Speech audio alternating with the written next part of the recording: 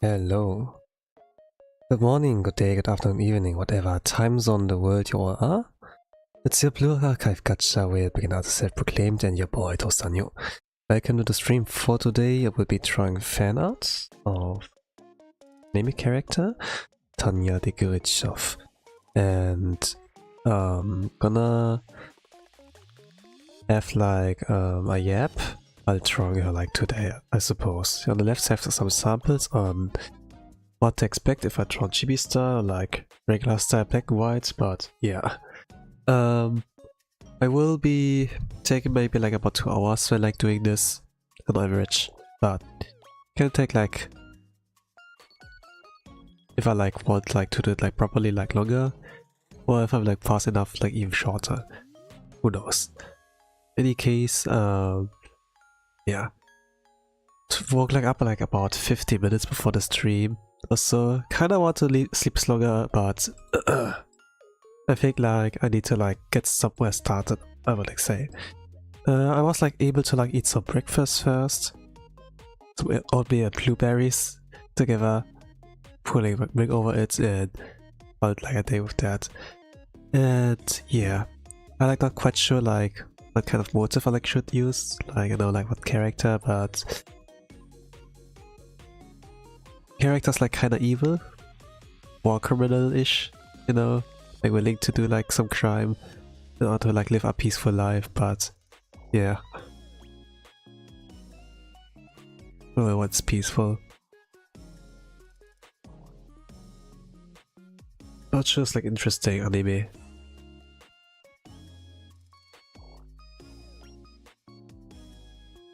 I will like do something quickly in Blue Archive. I wanted like to do some dailies like first, but couldn't really finish since sometimes like the emulators like crashes. Okay. Probably think I will draw in regular style, not like in chibi one. Like I like the chibi ones, it's like pretty simple and so, but I want to finish quick, I suppose.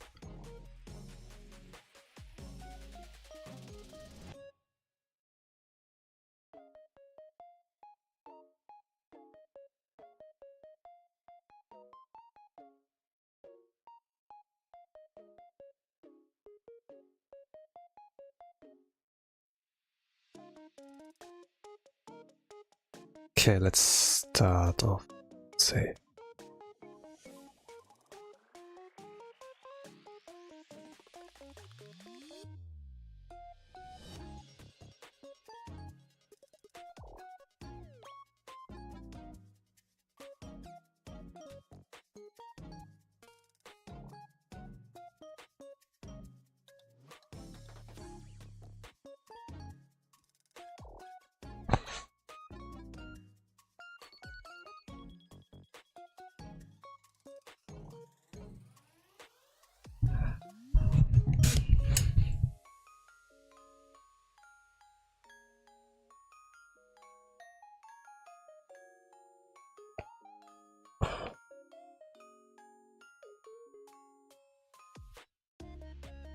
Today, I feel like somewhat okay, I suppose.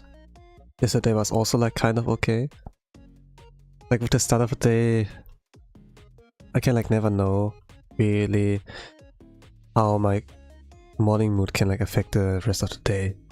It's kind of like I woke up, ate something, stream, not like sure what I should like feel, I haven't dreamt either, so I think like it's kind of normal. Get like about 6 to 7 hours of sleep. I think it's like kind of solid, but I would have also like more.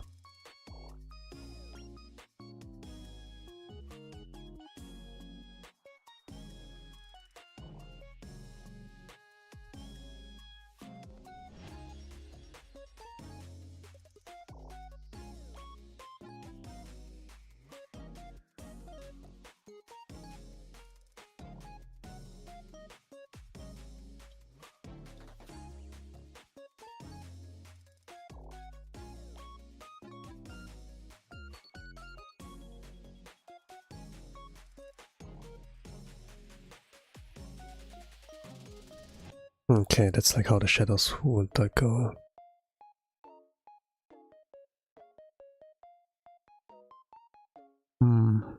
Well, I try to do this quick. Yeah, would be better, kind of.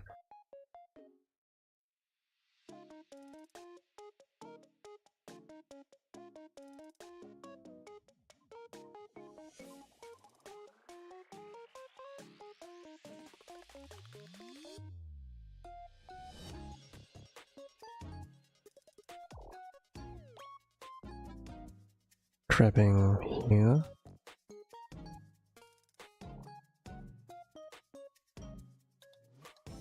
You know, Clark have had like some collabs, like with Toare, Hatsune Miku, and then like with Mahjong Souls. Mahjong Souls was like something like Chinese people got like upset about. But I think like that I feel like portrayed in the art, so there's something more romance system also, bond level, like bond levels or something like that, because there's different game. Kind of like feels for them like, yeah, kind of but it's really like basic, so you can like give some characters, you know, Mahjong Souls, you know, like there's, you play basically like Mahjong, but there's gacha, like if you like want some skins, you know, like for example like want Are or so, like to like put on and have their voice lines or whatever. Basically kind of like that, nothing too special. You can give them gifts, raise the bond level a little bit to like unlock some dialogue, and if you reach like max, and they have like new outfit on. That's about it, you know. Nothing of like interactions really, or like new story. But because a different game, like a different dudes also, like the Mahjong dudes, you know, it's kind of like here. Japan doesn't really like care that much, you know. They got like weirdly obsessed about like NTR like the past years, and about other cultures they hate it that much, you know. And when like they saw that, you know, it's kind of like, no, the entire has students. Yeah, it's kind of whack. I must say it is whack.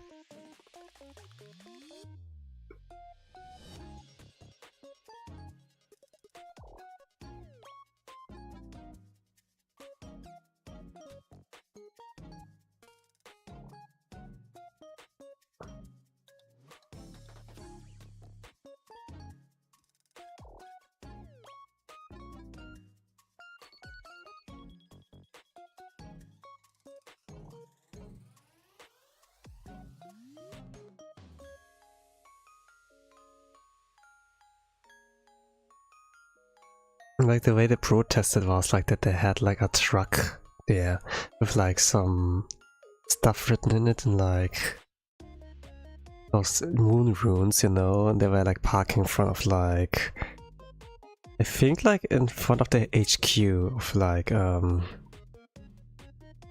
Nexon? I'm not really sure anymore. Kinda like.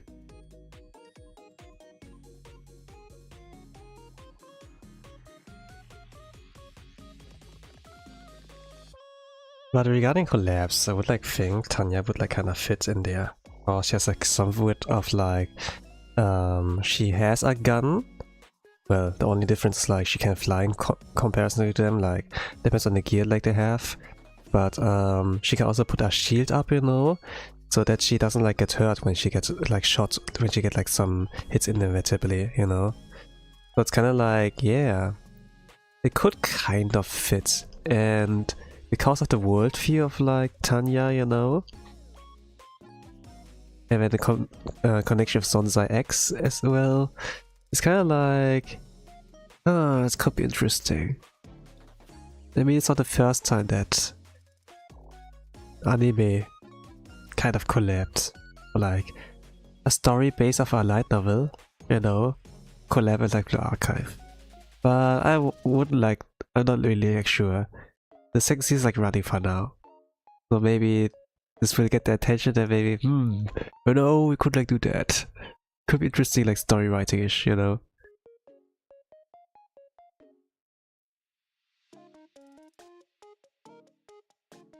Even if it makes sense, they need a like reason to do that, you know. Like I wouldn't like think it's like Youjo Senki is like super popular. I don't think so. But still like one of the more interesting isekais out there. Because like really focus mostly on like the military aspect, you know. And then like something like those moral the moral compass basically, you know, like moral conflicts of like, you know, you're a soldier in a war, you need to like to follow orders, but at the same time there are like some things that can give you a military advantage, even if it means like walking over corpses of like civilians, for example, you know, those who don't have necessarily like something to do like with the war itself. Sometimes they attack a city, there are soldiers, you know, you don't shoot like unarmed people, like civilians, because what can like mess up, you know. But she would be willing to do that, you know, it's like if you leave survivors, you know, like there, more or less.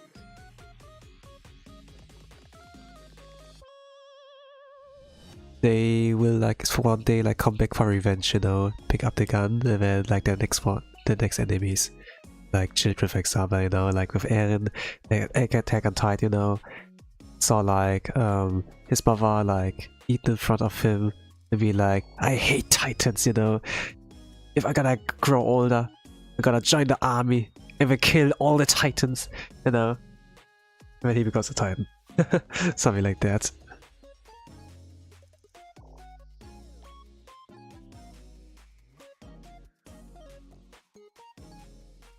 But yeah, basically, you do want like to pay them back.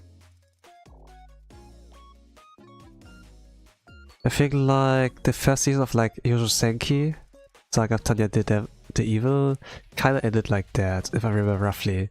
I like did a rewatch, but only like 11 out of 12 episodes like in, because it has been like so many years since like the first season. I needed like a rewatch before like jumping into season 1. I judged like season 1, like the episode number 1, but man, I need a little bit more context. Like I forgot like a lot. Let's say I was like kind of dumb, you know, but I kind of like remember like the rough like or like went roughly basically. I can't have a weapon. I don't do it as destroying weapons. Yeah. Let's see. I can still use this anyhow.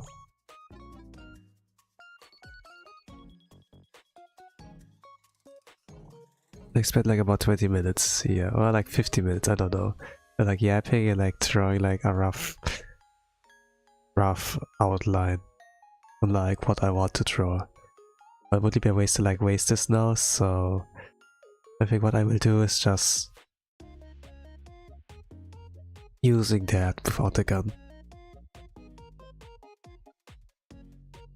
Just need to pick up the reference. I closed it.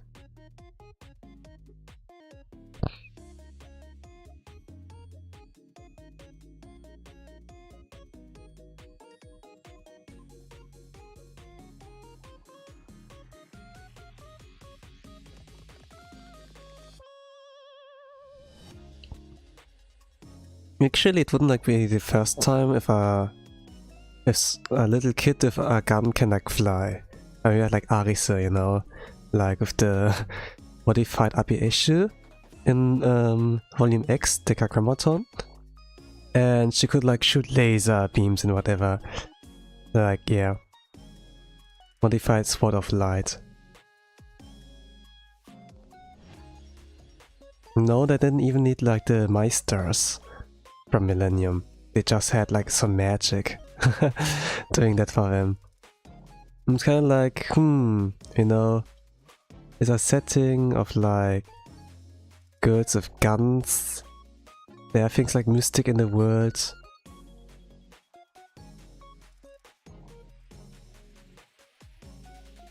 Some of them are like based on Egyptian and deities, you know, I think like you say like that, deities, gods, and then yeah.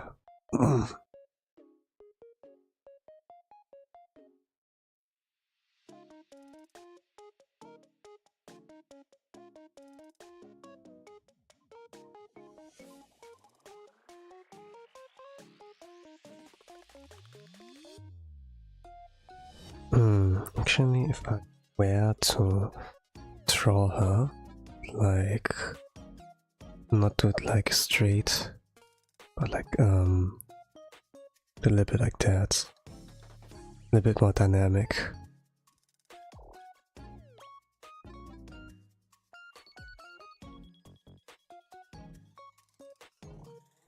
Like they have turned a little bit.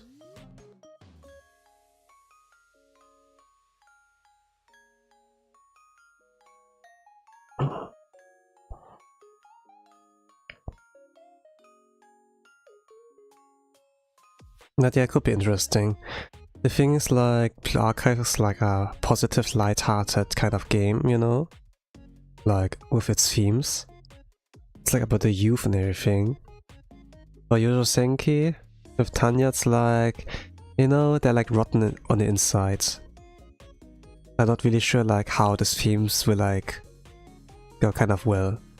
Like, you know, military who are criminal, like willing to do that just to survive, like Riley Letters, you know, abusing like her knowledge. But like pretty sure like it can like clash like with Sensei's kind of like views so far.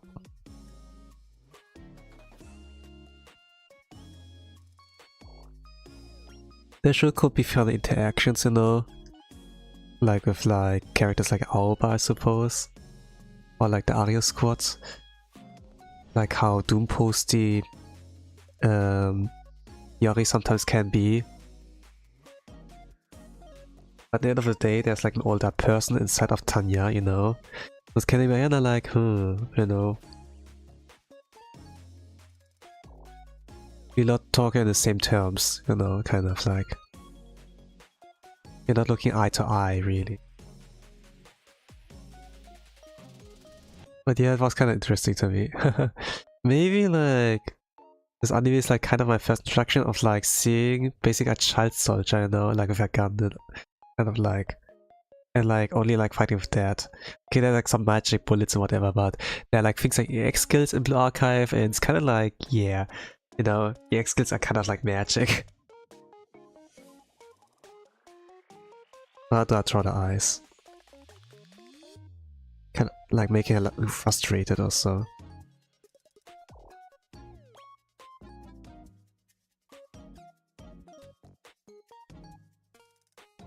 Like it's basically a child.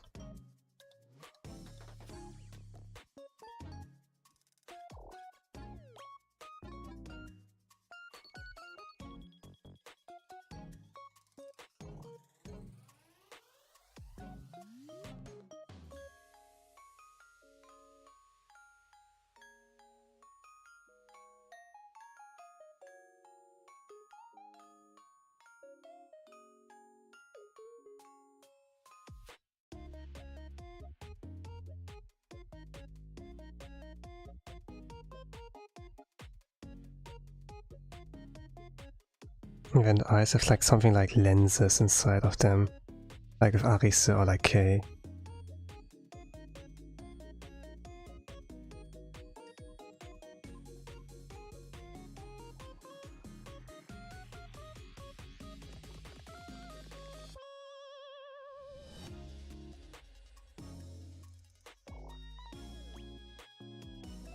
I think like Tanya's like around 10 in this world. Not really sure. Oh, I was like quite young. Basically like a child soldier.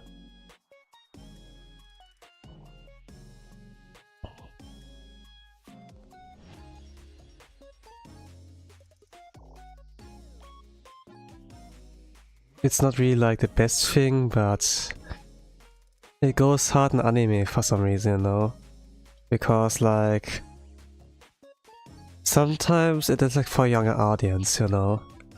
Like manga and anime. And when like this young audience, you know, need like someone they can resonate with.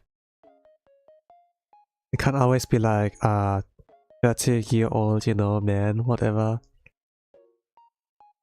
Sometimes like someone at the they can like look eye to eye with like those people, the young audience. And then like do some make some action Sakugan there, then let's go. Even if it means like, you know, they fight at a young age. Even if they should have like focus like on their growth, on the potential, rather than like wasting their time the battlefield. It's like something adults should like do, you know? Like things like responsibility. Oh man, it could be so interesting. I really would like say could be so interesting. But most collabs like are like pretty casual, you know? It's like, oh, we have the same themes, you know? Like you are fantasy, I'm a fantasy, let's collab and then have like some really fluffy, happy, positive story. People have like positively in mind and then let's go. But Youjo Senki is like challenging, you know? Kind of like. Youjo Senki is challenging. I don't know, really. Yochi-san, guess what? Nani? What?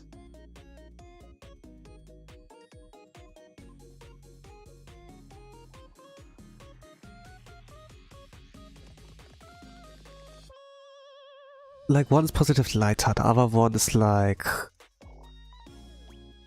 can be a little bit darker. Like I didn't understand it like back in the days, you know? It was just like one of those popcorn manchas, you know? We're like seeing like tragedy and like betrayal or like something conflicting. But now I look back and it's kind of like, damn, you know? Actually, you know, military decisions, you know, like whoever's on the top of the chain, you know, like with the orders, and like whoever below, that can really become like conflict actually, and like some moral dilemma as well. Some like completely abandon like the guilds and whatever, like just roll with it. No, it's not my fault, it's their fault, but in the end, you know, it's still like something of a moral dilemma. It's kind of like a good soldier follows orders, but then what if the orders like killing 1,000 civilians, you know? And because there are like some soldiers in front of them, you know, that could be fair threats, and in order to do it safely, artillery shot or whatever, and also kill civilians. It's also like, yeah, I don't know. Like civilians that have nothing to do with like the war, you know? And it was like kind of like a rule to not like shoot at them. Like only those who are like fighting like with a gun in the hand, like soldiers, you know? So yeah. I'm here again, finally. Let's go. Okari. Uni's killing me. I'm dead now. Oh gosh. Well, you're still here. So that's like something. Hope you can replenish your energy like with the stream here. I don't know. Right, obeying orders blindly is not a good thing. Yeah. It is really not one. I think like in volume 4 of like the archive, chapter 2, there will be like this kind of topic there, you know. Volume 4 is like with the special response team, SRT, with like the rabbit squad. Miyako, Miyu, Moe, and Saki. So we chapter 2 like something of a topic, but like after volume F. So actually, if she would like collab, I wonder. Oh, sounds cool, yeah. I think it was a decent like chapter. It had like a cool finale.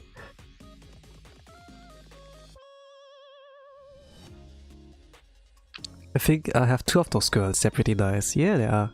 They're pretty much like army, military themed. But they're like homeless, by the way. Slightly homeless.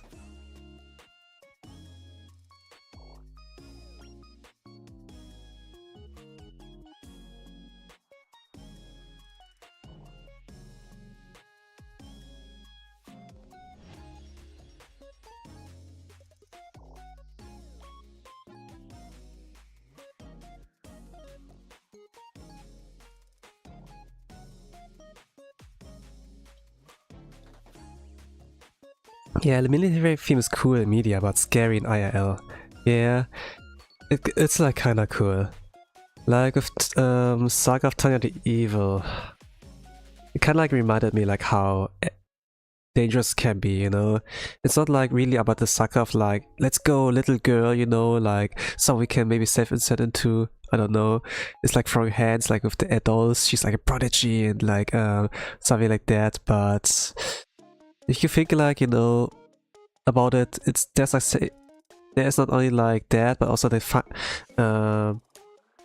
but there's like a war, the fine line between like danger and safety, you know.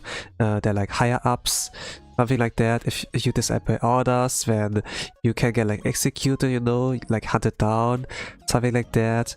And yeah, so you can't really disobey orders, you know. Even if you're like slightly more powerful than other people, you can't really do rebel, really, you know. Like if you're the best soldiers, like in like the best fighter out there, you know. If you disable out of example because, I don't know, moral code or like something like, you know, this would give us advantage, you know, let's us do that, and then they're like, no, that's fucked up, you know, don't do that. But what, we could like win the war or something like that, but they say like no, and you can't disobey really, you know. Like if you do, they will stab you in the back and it's game over. And Tanya's goal is like basically like to survive like as long as possible in this world. And so that she can like beat Sansa's ex like challenge, something like that. Sansa's ex like the gods, you know, who like reincarnated her like into this military world there. And Tanya became like a little kid, you know, like a girl. And I think they're like maybe like when before that they were like 30, 40, I don't know, they were like salarymen, but like one of like the ones that are really corrupt also, like in terms of power, and then, you know, have a peaceful life in this kind of way by like walking like above the corpses, or like let's say like above like the losers of like society, kind of like. Yeah, that much power in the hands of just one person can't add up, right? It's horrible, I can't imagine I have to follow orders I can agree on. Yeah, right?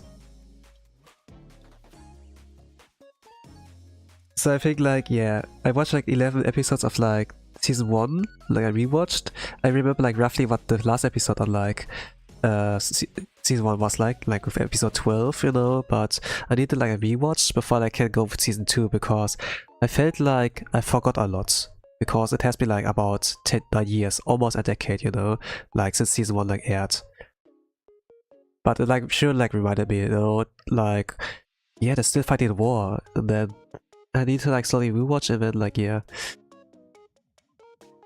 The thing is like, it was also like I think Goblin Slayer, you know, like if you leave survivors, you know, like there, you know, like for example, there's like a little kid, you know, when you kill like the family in front of them, something like that, they're either like traumatized forever, or they're gonna be like, you know, I won't forgive you, you know, and then like pick up the gun, train, and then at some point like shoot you in the back, you know, something like that maybe.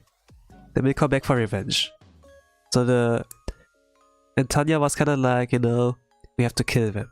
We have to kill all of them, else we can't win the war. But they're kids, that's fucked up, girl. And then, no, you can't do that, and something like that. It's like kind of a dilemma, you know, really, really like. And Tanya is like willing to be a war criminal, kind of like that, so that she can have a peaceful life and they can actually like win the war and something like that. It's kind of like, yeah, super interesting to like actually explore all of that, you know. Like I think it like really is like the first anime, maybe not, but it really is like the most memorable like for me in terms of like challenging like kind of like stuff and like you know, war as well.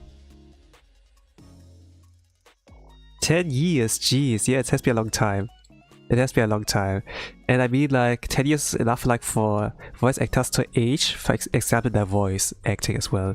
Like that you can kind of like hear the age out of like their voices, you know. Some are still like crazily skilled enough, but yeah. Oh wow, that's cool that anime hits so hard that you still remember, yeah, right?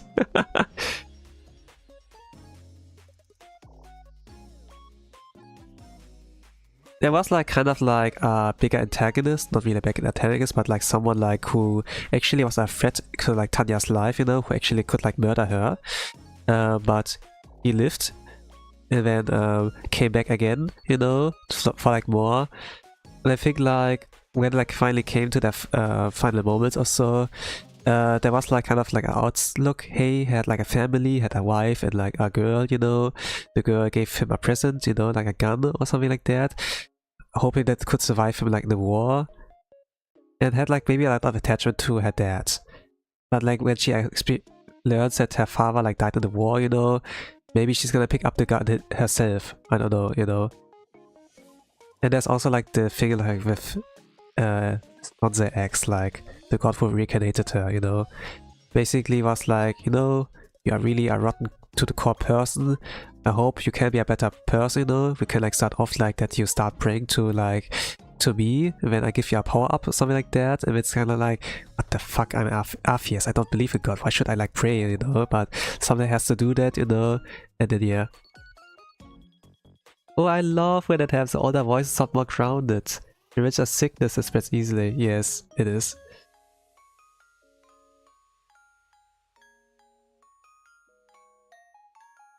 I was kind of like discussing about like, you know, Tanya's little girl, she has a gun. Blue Archive's also little girls with guns, you know. And when they get shot, they don't really get wounded. Tanya has like a magic, like a shield, you know, that she put up so that she doesn't get like hurt. I was kind of like thinking, you know, you have like somewhat of like the same combat settings, you know, and it's both like military and somewhat, but just like the one difference is like Youjo Senki is like pretty challenging sometimes, like with their messages, while Archive's like positive, lighthearted. So I'm not sure if there would be like a good match, you know. Everything goes back to Blue Archive, yeah. Even though Blue Archive did try to like explore like those kind of topics somewhat, you know, like with Volume 4. But in the end, it's still like ended up a miracle, like so that nobody really died or so, you know. But still, it could be interesting. I mean, season 2 is like currently airing, so maybe they will like see that it's like, you know, there's some similarities there. Maybe we could, you know, like with Toaru or like Hatsune Miku or whatever, you know, or like Mahjong Souls. I don't know, but yeah, be something. The concept of they're not getting hurt with bullets is so cool to me. Yeah, well, they get hurt by bullets, but they don't die. Let's say like that, right? Like when they hit them, it's like kind of ow, ow, ow, ah, that hurts, you know, something like that. But it's not like they die. Like when Sensei gets shots, then they might die, you know. It's actually like a real wound to them, something like that. You made the sleep in the sleep my body by mentioning Miku. Yeah, there was a Hatsune Miku collab in this game. And I like the story they have like written there. There was also like Bond story, you know, like with Momo Talk. And this was also pretty nice. But yeah, it hurts a bit, but it's not like they lose an arm. Yeah, totally. It's kind of like whack, but at the same time, yeah, let's worry with it, you know. Like it would be horrible to see like little girls, you know, like losing an arm, you know, and then losing a limb, whatever, and then have like PTSD, you know, from like also like killing other people like on the battlefield. This shouldn't like be the case, you know.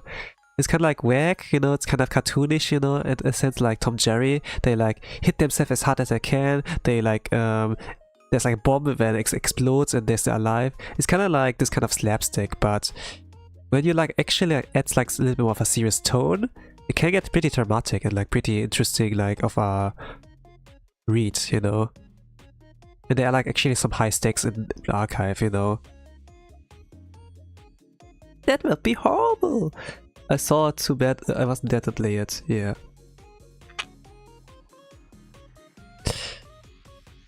I would die if I saw it traumatized because of that, yes.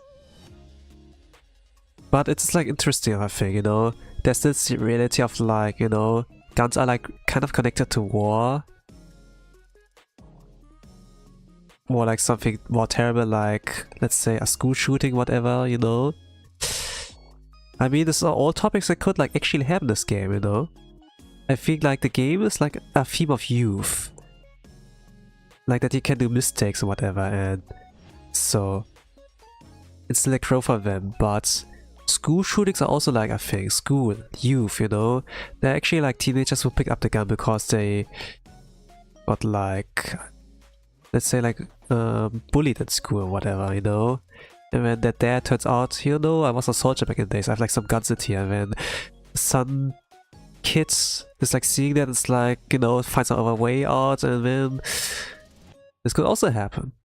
So far it has only been slapstick and like humor. And then the Valkyrie police school comes in, it's like, you know, hey, you know, don't do that, and oh, I have a hostage, you know, bring me a car, escape thing, give me money, whatever. And then it's kind of like, yare yare. And then at some point, like, a specialist comes and then like takes care of that.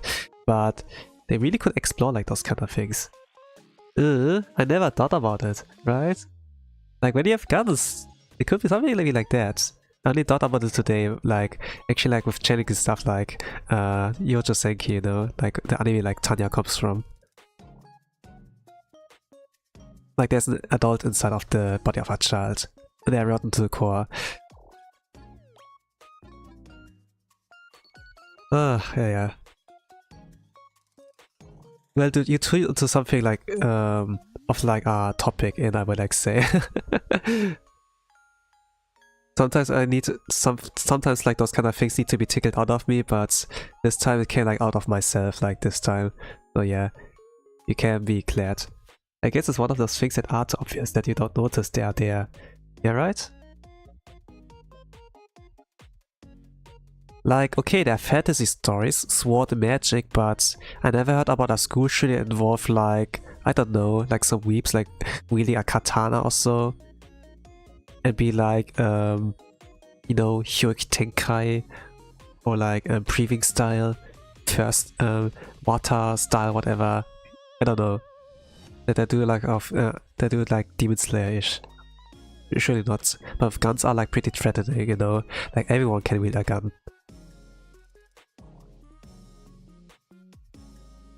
Like the aim might be like thing, but if it hits, you might die. Trying to attack a big place like Kata would be a social suicide, yeah. Basically. I mean, people would get like scared to like get hit by a katana, but once you hit a target, it's stuck in their body, you know? You don't have proper technique, for example. It's stuck in their body, and then you're kind of defenseless in the moment, and then someone could like overwhelm you, you know? Like a group. But if you have a gun, you know, there's a danger, oh, I could actually die.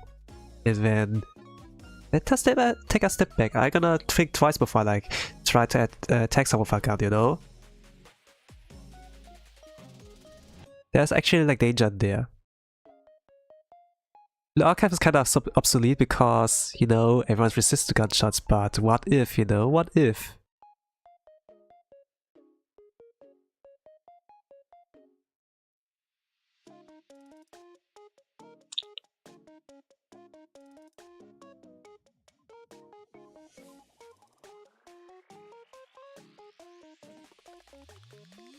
Also, you can't really defend yourself if they suddenly throw chairs at you. Yeah, right, that's right. Like with a melee weapon, it's kind of like harder, I would like say. Like more dangerous if you're like at a safe distance, have like something of a gun, you know.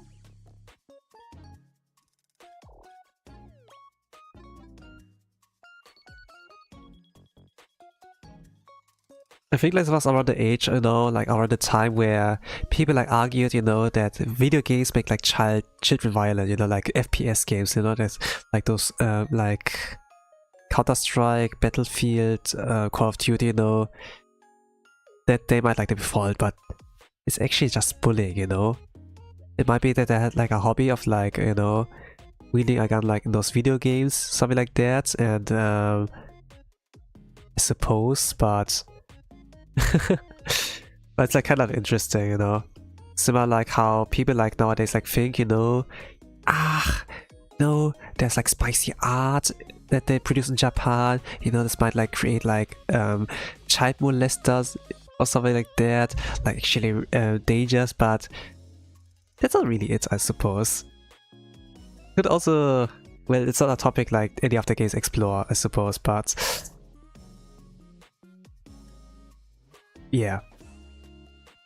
Remember, right? Like at least you can for a parameter around here, but a katana is not best. You're right.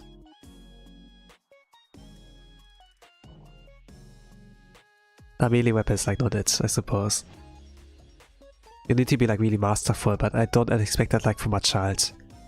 An adult maybe, but adult has no good reason to like do a school attack, school shooting-ish thing. Remember, my mom would let my brother play Minecraft because it was too violent.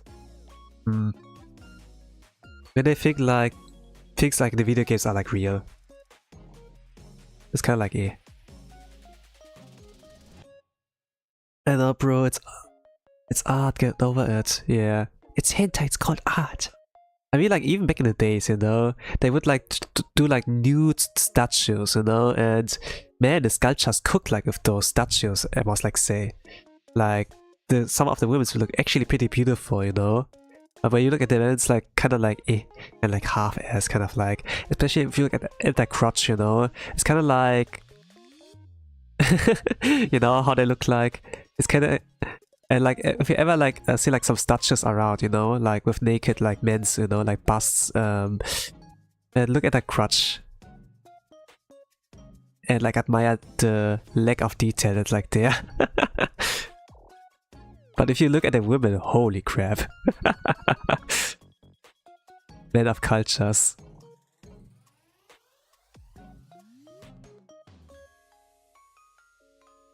Fiction only affects reality if you make it reality.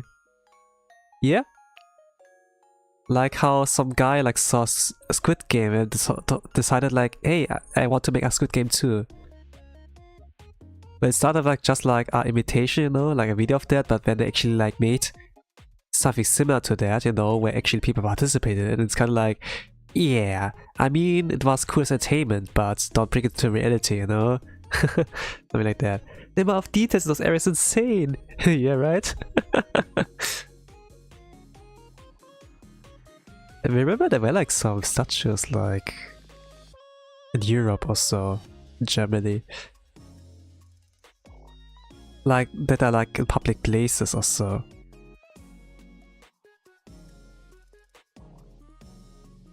Well, the hair's like kind of difficult to draw. But Squid Game was supposed to be a critic, not admiration, right? It is not a blueprint, like a lot of things in media are like not blueprints for like entertainment and so. It is like, you know, what I said like once is like a warning. Like if you start doing that, it could be like really fucked up, you know. It could start to be like something fucked up. The hair's kind of complicated. The freestyle. Oh yeah, by the way, what did you watch the anime, Youjo Senki? Like where this little girl like is the main character in. I think like I talked about it like last week, and when you were like, hey, I wanna I will watch it, you know, something like that.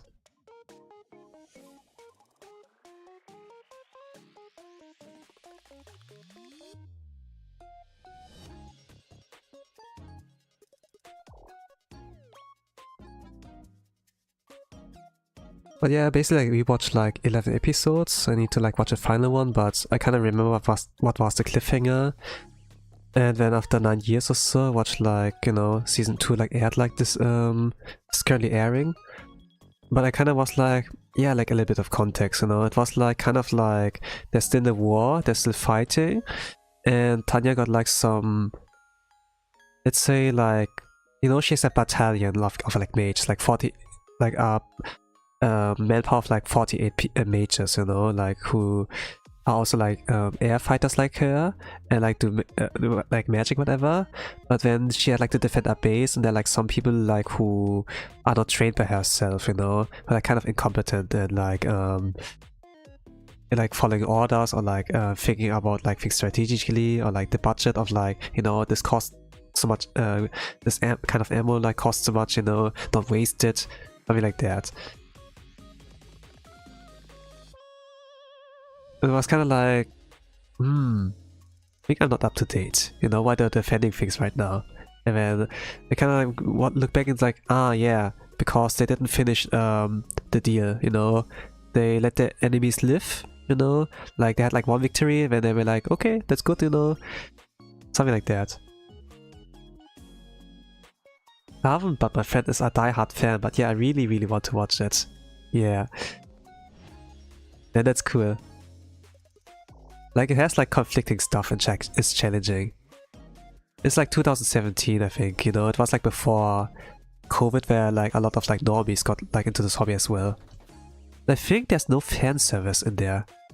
So yeah, you can really like focus completely on the story. Mercy can bite back, yeah. Like people can like mistake like, I don't know, kindness for like weakness. And then like they attack you when, yeah. When you don't really care, when you don't like pay attention.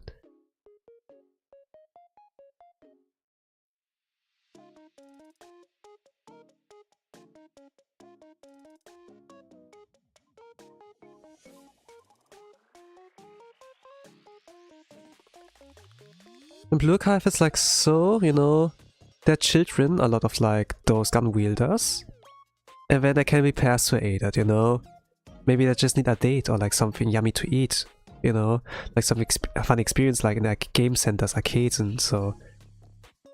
But war's like a much bigger deal. So I kind of think like even though on the themes of Youjo Senki like Blue Archive, you know, little gun with a little gun, girl with a gun.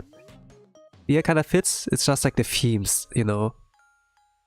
Just like the themes maybe don't fit well together. There's like no way adult like sensei can like convince like Tanya to be like, you know, evil.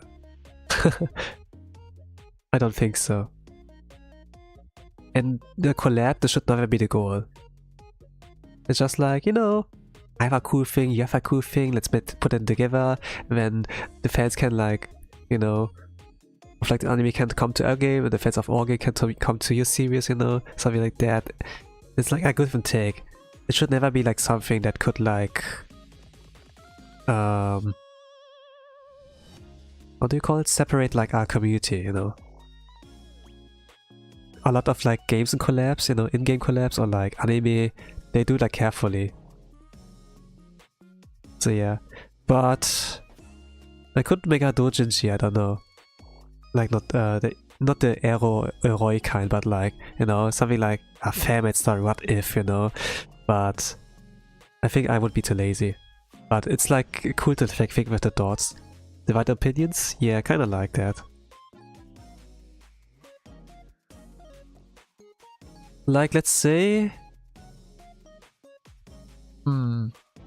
There's, you know, it's always cool if there's a thing that's great, you know? But sometimes there are people like, A is good, but B, you know, is eh.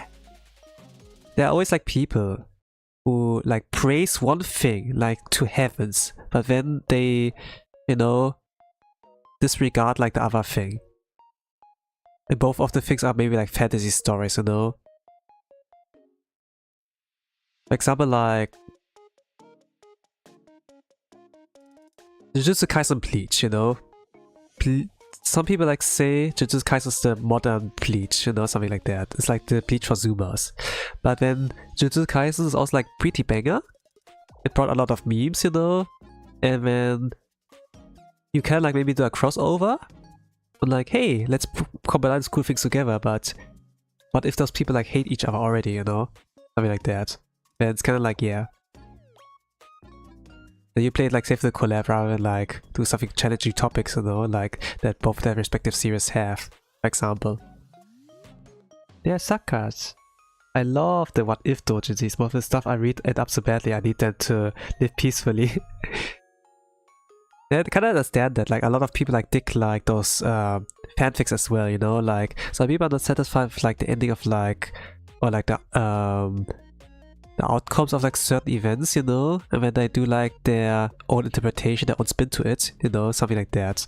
And then some people like read that and be like, wow, I want more, and then they gobble it up, you know. Not that I'm a fanfic reader, really. I read like some out of curiosity, like I think like in Reborn, Kateki Hitman Reborn, like some kind of like, I don't know, like reader X this character, you know, or like this character with this X this character, something like that, like some shipping, you know. Out of curiosity, it's kind of like, okay. It was not really like that amazing if I read, but I kind of got like a kind of glimpse of like, oh okay, it's like that, you know.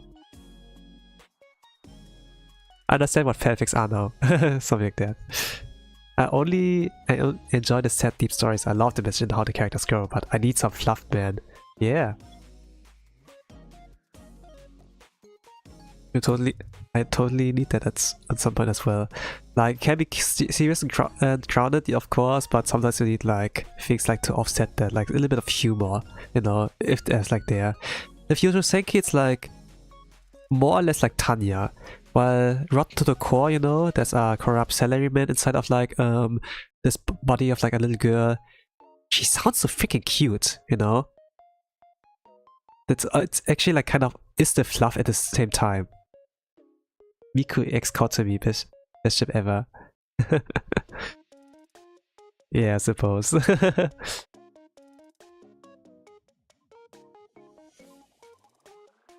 The way her mannerism as well, it's kind of like also like, you know. I think it's like somewhat of like a fluff as well already. They did a good job. They kind of like the art style of like, the original art style. You can like see the ending songs of like this anime. The anime style is like not bad as well, but man, it's just like nice. No fan service there, by the way, so you can really like focus on that. But yeah, I did a rewatch. I liked it. The thing is, like, I can actually analyze like things and like there from now, like compared to like 9 years ago, and like see like what's kind of like wrong or what's big message there. And yeah, I'm kinda curious. A big enemy is not a demon lord in this world or so.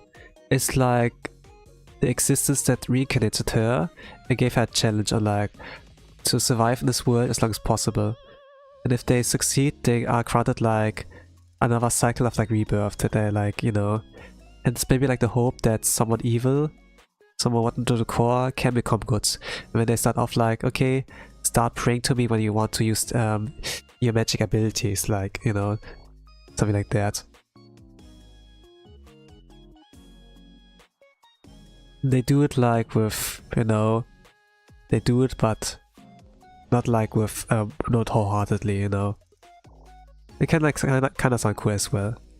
But there are also like other entities, like or like other like beings in this world, you know, also pray to God to like gain their power. Then maybe this will push Tanya, you know, actually to like believe like in religion, like God. I don't know.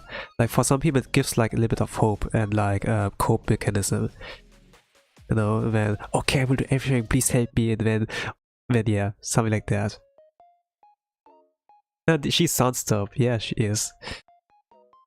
I'm not sure if I can do a voice imitation, you know.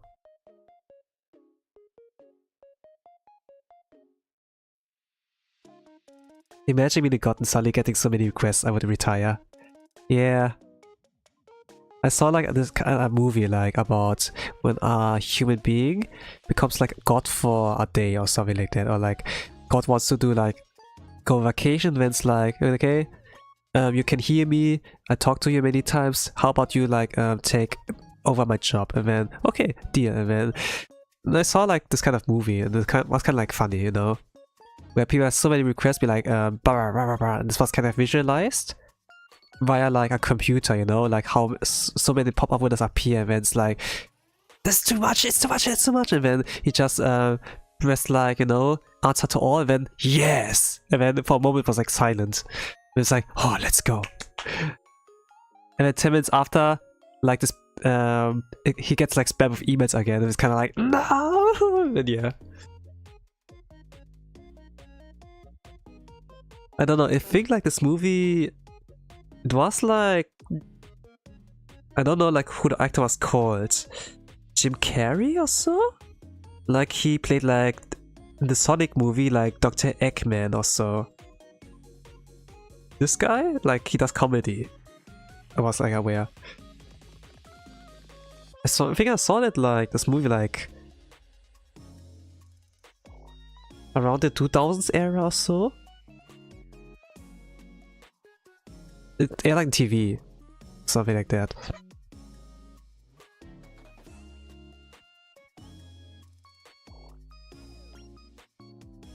But at the same time, they would like abuse the power of like gods. At the same time, you know, not really like using it responsibly. Some and I can remember like some funny scenes. But yeah, I'm not sure, but I recognize Dr. Eggman. Yeah. Well, at the very least that.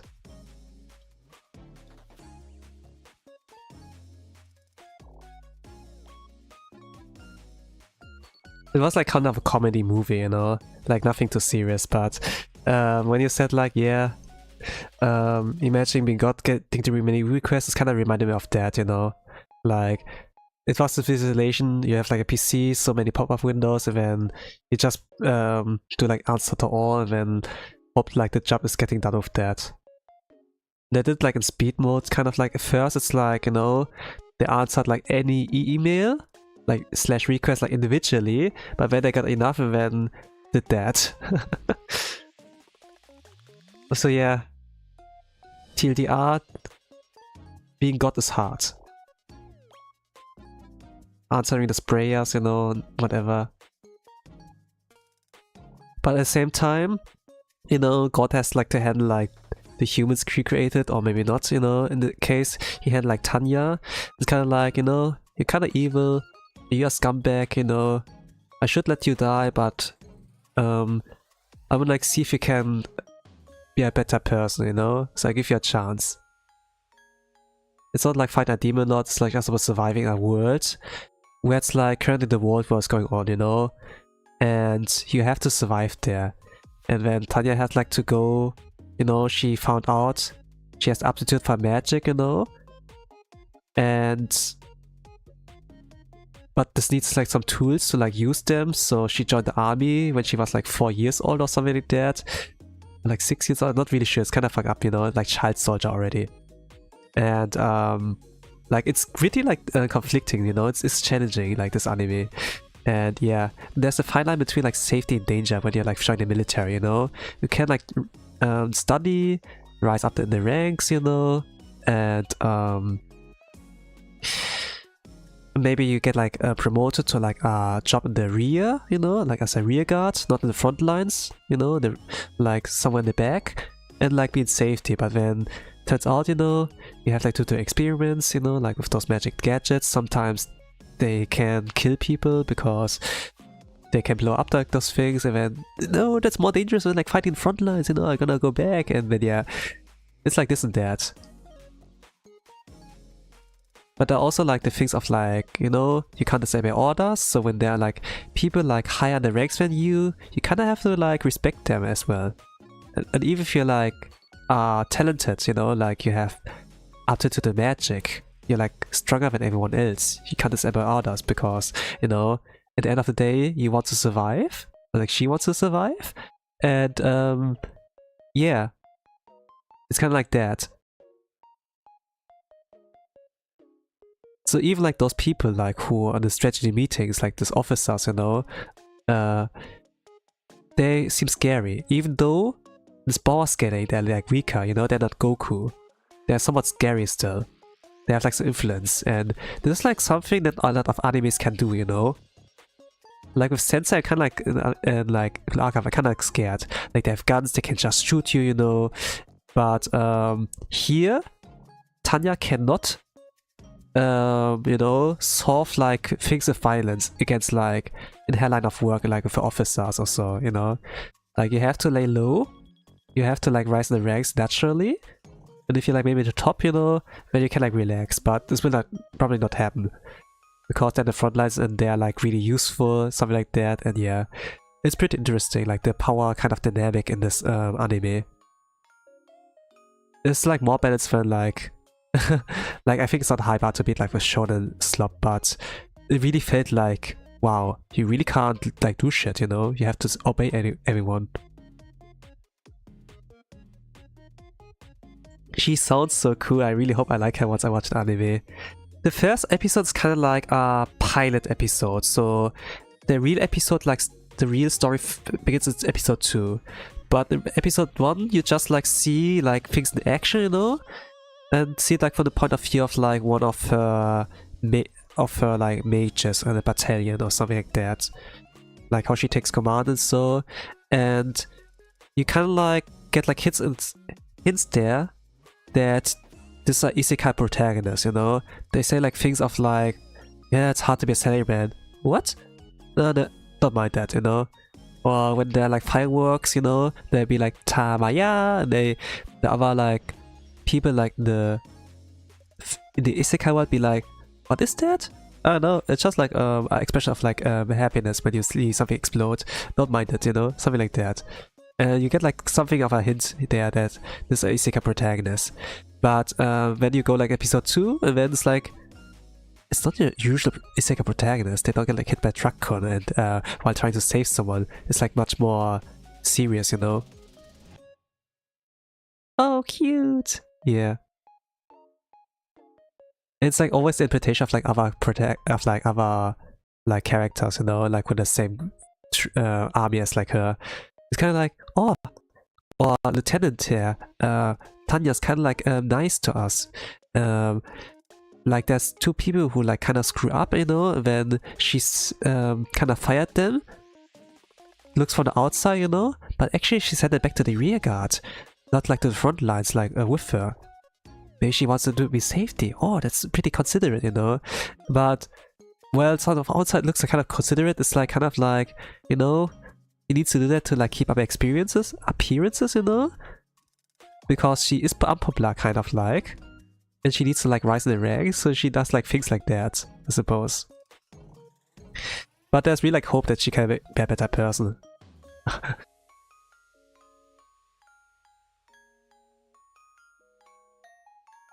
The hair's like so crazy to draw, but I have like a little bit of fun trying to like get it together.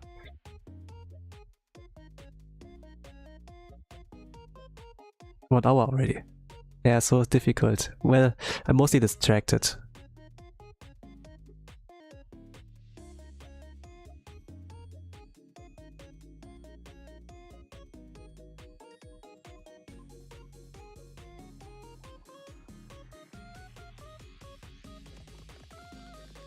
Better person is not necessary, the world should be better instead. Yeah, that's also like the thing.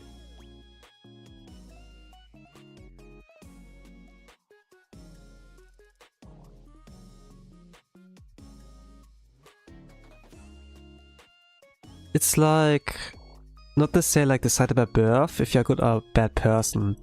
It's about the environment. If the environment, like slash the world's already bad, then yeah.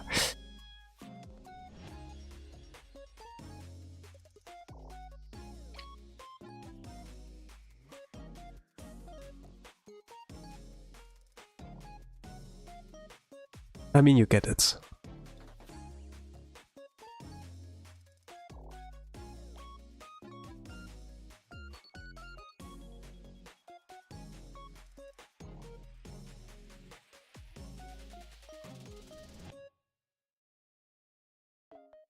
But the thing is just like, you know, I wonder what really happened to them. Like they had like kind of inner monologue, you know, they laid off people. And then it's kind of like, yeah, just need to follow rules, you know, all's great. As long as it benefits me. They got like rid of like scum of our work. Place again, let's go. And I can just read a book while in the train station, like waiting for my train, something like that. They do like some kind of like morally gray and bad like things like in the background, you know, also that can benefit them and like their workplace, mostly like themselves though, but yeah. Like that they're willing to like walk over like corpses in order to like reach their goal, you know. They have a successful, peaceful life. But, you know, karma, like some things, some decisions have like consequences, you know. It's not like isekai really, you know, you try to save someone, but it's like, you know, karma bites back and then you die. And then, you know, and God is like, yeah, you're kind of an asshole, you know, you should like die, but I give you a chance, you know, something like that. That's scary. Yeah, karma is so scary. Yeah, it's not like your Rimuru, you know, who have like the last words are like, please delete my search history, you know, whatever. It's not like your usual guy who like saves someone getting hit by truck cone so that they get himself hit by truck cone, you know. It's like, or not like your guy who like, you know, forgot to log out and then he's like trapped in the game. It's really someone like evil. So yeah.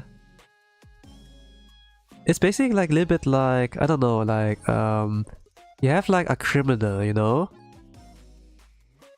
They're like the scum of the earth. They deserve like death penalty. But then people be like, you know, what if we make a Colosseum that they can fight to death and entertain us? It's something like that. But then there's also like hope, like in this kind of setting. They can become a better person, no? We start like small, step by step. We can't like convince them right from the start, you know, be good. When they're not gonna say, yes, I gotta be good, you know? There's gonna be a lie or so. So we have like to do like things slowly to like corrupt them to be a good person. Something like that.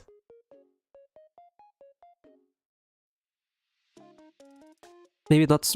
Maybe it's not like necessarily like, you know, come to the earth, like fight an arena. Maybe you join the war, fight the front lines, you know. If you're gonna abuse the power, we're gonna have an order to get you killed, you know, like with the world right now. Like if you don't like follow us, we kill you. If you do bad in the war, you will get killed by the enemies, you know, something like that. It's kind of like, yeah, that's how you control criminals. Actually, it's not bad. I don't know about like many times, but like watching like Tanya the Evil kind of reminded me, this actually like how you can. It's really like how you can like control like those people in a sense. Her biggest crime was using his computer, my poor boy. Yeah. This Colosseum is barbaric, but such a great idea, like I'm impressed someone thought about it. Yeah, right? When you fight like against like, I don't know, animals, wild animals, maybe like some elite soldiers, you know, it can be entertainment, you know. But it shouldn't be like too one-sided like this fight, you know, like keep it unpredictable.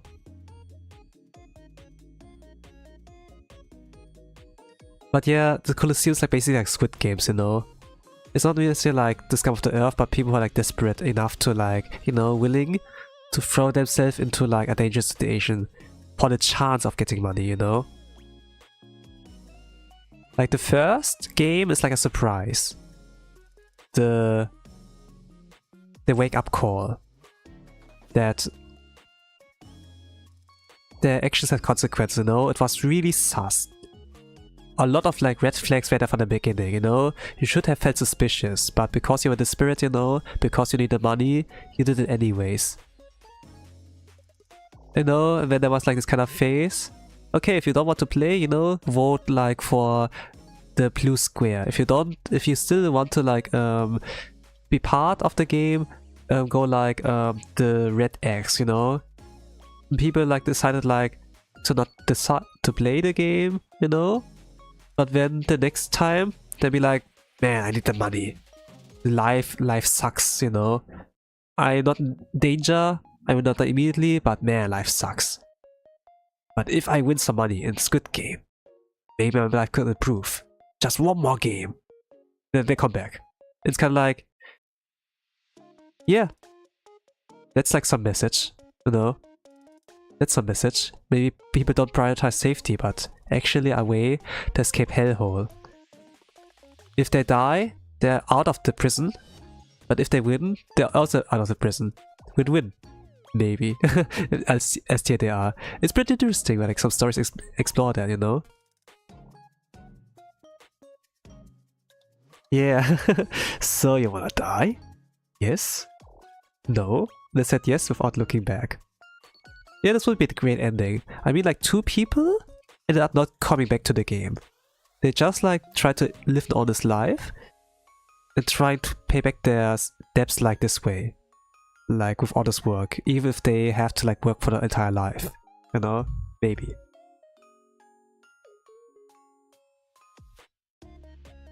It's better than like, you know, giving up on humanity, like giving up on yourselves basically, you know. Like at the end of the day, they're like rich people be like watching you suffer, you know, for their entertainment. It's kind of like, yeah, I don't wanna do that. I think I would stay in the game just for experience. Even if you will die? Well, there's like the argument of like, you know, if I die, I don't have to pay my debts anymore, I don't have to work, let's go. If I win, I still win, you know. It's this would be the best outcome. I mean like that. But then people are desperate to like, you know, are desperate enough. Like when they're like near death situation, they're gonna be like really full of despair, they fight back with everything they have, you know. There's also like this kind of like dilemma there as well, you know. Like, you know, like in this Dolgana, like where they like scratch out the shapes, you know, like the triangle, the circle, the umbrella. They fucked up and then they saw like the guards in the eye. And they were full of despair and be like, shit, I fucked up. Please don't let me, don't kill me, don't kill me. And then, you know, when they die. Something like that. Or like in other like stuff. Like you can actually see the fear in their eyes, you know. Like, maybe they don't want to die, actually, as well.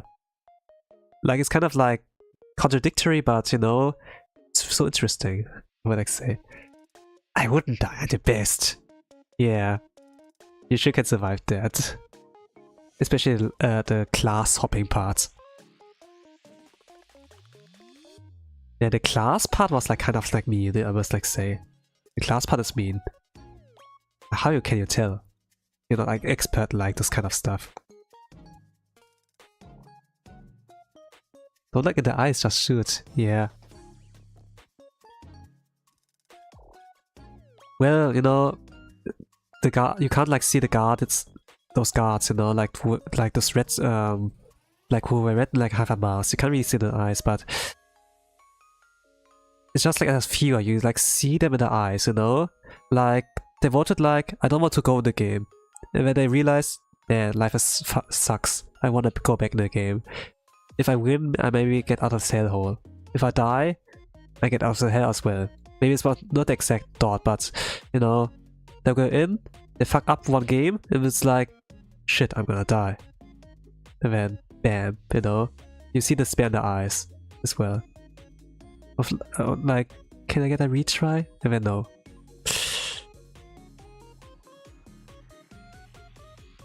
It's interesting, man. It's interesting.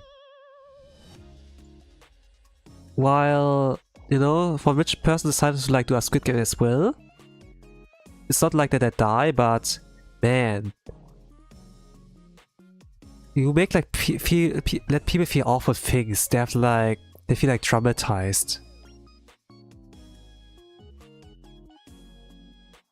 Like they lost their chance on like getting a lot of money. They came like all the way here. I don't know. Like they traveled like one day and one night to get here, to get a chance, you know. They have like debts or whatever. They need a they have a family to feed. I don't know what the backstory is, but when you see the lose, it's kind of like, yeah. There's some really cool people, really base ones, you know. There might be like firefighters, like officers or so whatever, like there. Carry on one, but some people like by the average though. I don't like no, but if it's like all for entertainment, it's also like messed up, you know. So yeah, Like the Hunger Games. Yeah.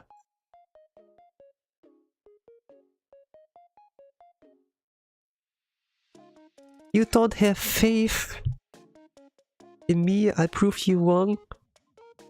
Well, I hope you can survive somehow. It's just I'm worried. I'm just worried.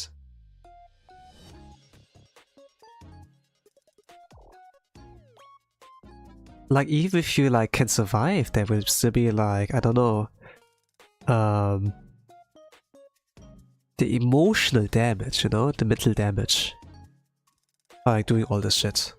I'd be like Naruto, I prove everything wrong, you know? I suppose. Believe it! If you believe it, you can be somebody. You can be somebody if you can believe it.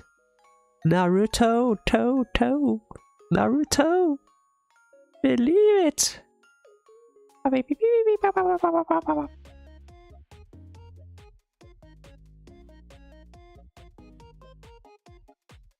Not the opening, yeah. The German Naruto opening. Oh gosh. I think it was, if I remember correctly, it was made in Austria also.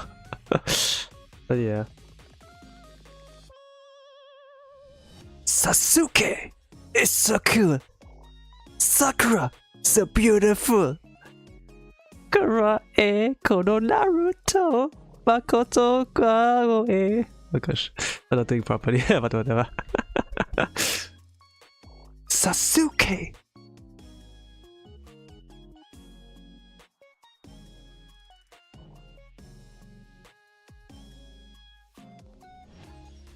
I used to think Austria and Australia were the same. I was very young. Yeah, a lot of people like kind of thought that. And because it's like sounds similar, you know, that people like can make those jokes. That was the most perfect interpretation I've ever heard. Yeah. Yeah, my boy Sasuke.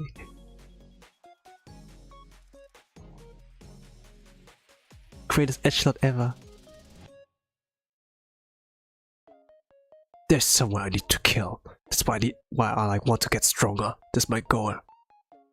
Man, you're just a kid, man. You're dropping something too deep. Not like the goal that a child should have. Naruto was like basically child soldiers, you know. But like not the kind of dark type like in Tanya the Evil. While there's still like an adult inside of like Tanya's body, it's still like a child, you know. And then it's kind of interesting that like the officers, you know, like the ones like higher rank than her, are willing to send her to war, even if she looks like she's a child. Some people look at her and be like, man, you know, you're like the same age like your daughter or so, or like similar age, and they have like dilemma and whatever, you know. But some of the people are like so, you know, composed and like willing to actually like, you know, send a kid like into war. Kinda like, yeah.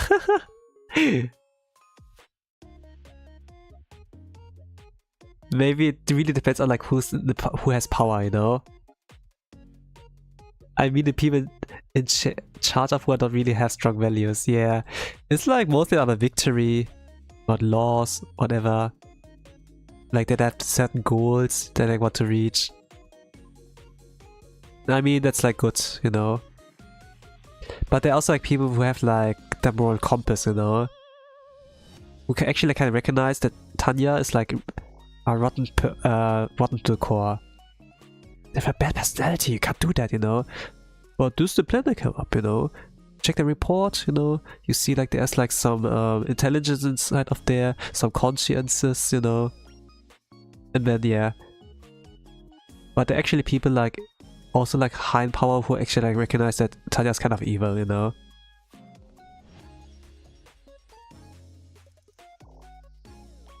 I never really thought about the war criminal kind of parts, you know. But it was kind of a meme. When, for example, like with Picora, you know. Like in Whole Life. I think it has something to do with like Minecraft or so. That she would like kind of walk over corpses more or less to get a lot of like cha-ching or something like that.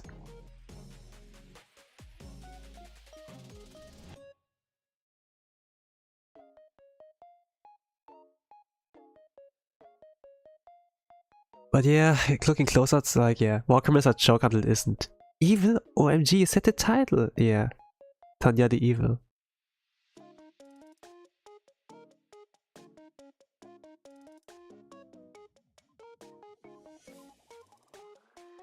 I mean, if you look at history, you know, if you're a historian or if you're just interested like looking at history, there are like in World War like some things that people have like done.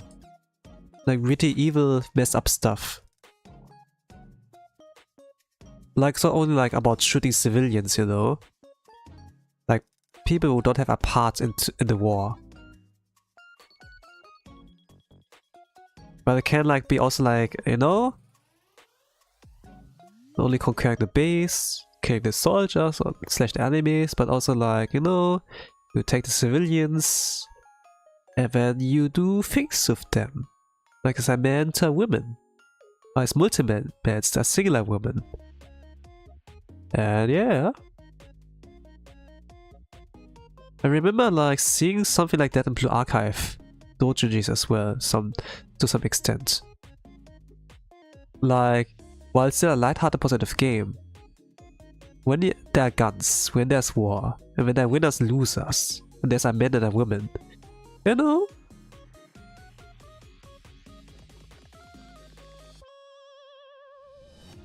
Not that they're really like humanoid men in like Blue Archive, you know? They're like dogs or like robots.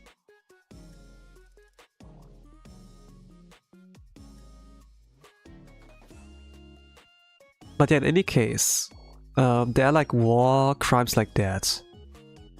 Japan's like, you know, a lot of people like think about Germany, you know? I mean like, the world, the isekai world is like based on Germany, you know? Like alternate timeline where they have magic, you know? They call like Deutschland, like Germany like Fatherland, you know? And the national hymn of like Germany, Germany was like called the Fatherland. Unser glorreiches Vaterland. Vaterland, so like, Fatherland, yeah. Like a lot of people think about Germany when it comes like to like war crimes, and like with Adolf Hitler, you know, he did a genocide, like killing all the Jews, you know, something like that. But Japan is like pretty fucked up there, like more fucked up than like Germany, like when Adolf Hitler has like done, you know.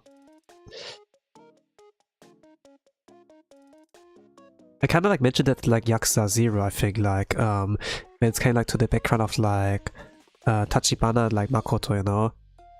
I don't know if you remember that, but it's like those kind of war crimes they've like done.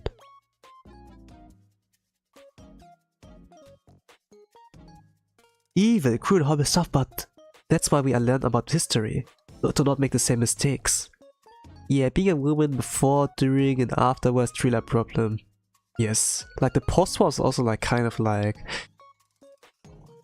a tough time to live in. You're not in constant danger anymore, but there's still like the aftermath of everything. For example, think about Japan every time someone mentions war. I'm still afraid of the experience in it.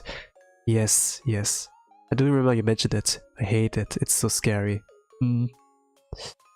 Like the post-war, you know, like the thing like it didn't happen anymore. The war's over and everything, but there are scars, you know? There are scars. And it's kind of like, you know, you saw that all right in front of you, maybe experience yourself. Some people will like traumatize forever, but some people are like so angry, you know, of all of this, that they want revenge. But then they can't, you know? But what if they do, you know? What if they release all their pent-up emotions, anger, you know, like those school shooters?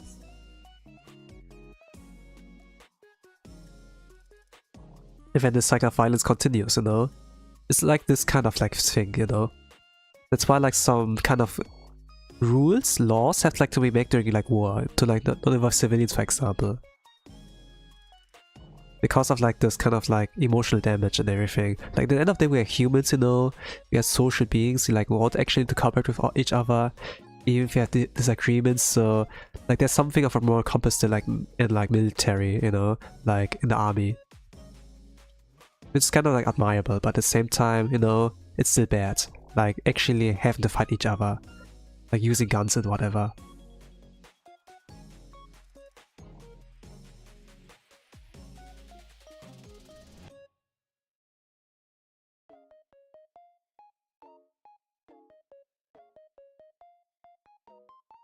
Right, people that still hold grudges after everything already passed.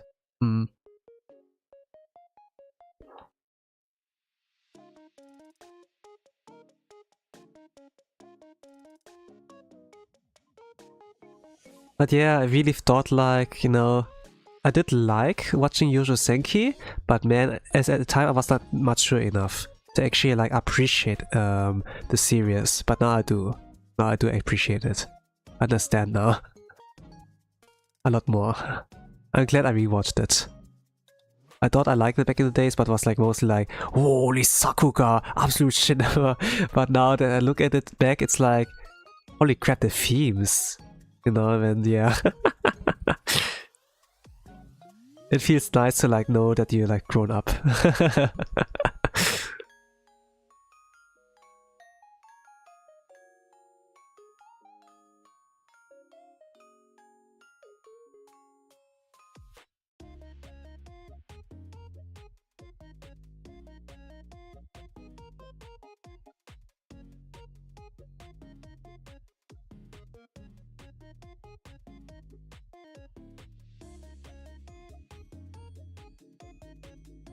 Your frontal lobe is developed enough to enjoy it more. Yeah, right.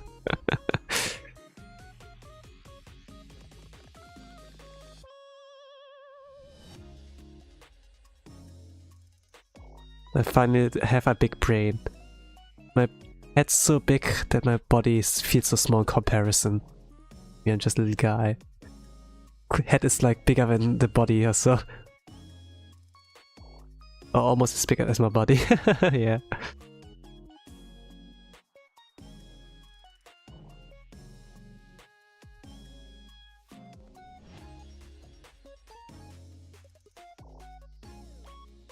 So cute. Yeah. That's so hard to balance such a big freaking head on like my whole body. Have you ever walked with such a big head? It feels like you wear a helmet when you have to balance yourself whenever you like walk. Your brain expanded too much. Yeah. It's really truly is. That's why I'm not like the big torso anymore. There's like at least like a big body to like carry my head. That's not too heavy, so I'm always sitting down. Also.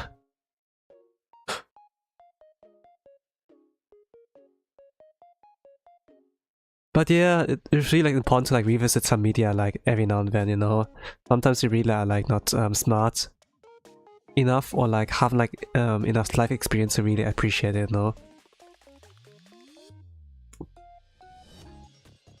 But yeah, it might not be anime I can like recommend like to certain age groups, you know. Like in general, there are like many like kind of like stuff I cannot recommend like to like normies or so. Like SAO, maybe not necessarily. Musho Kente I can also like recommend like to normies as well. Because it's kind of challenging. I do like the kind of challenging kind of stuff. But some of the challenging stuff is also like fan service, and it's also like part of like that kind of challenge, you know. That's the word I was looking for. Life experience. It's really needs it. It's really need to understand a lot of things. Yeah. Yeah, like something has to happen in your life first before you can appreciate like stuff. Maybe like romance, you know, maybe like then you need to like know what it's like to fall in love. Like experience like, I don't know, like defeat, you know? Like what when the person you loved likes another person. When those get together, and they go and start to date, and you see them kiss.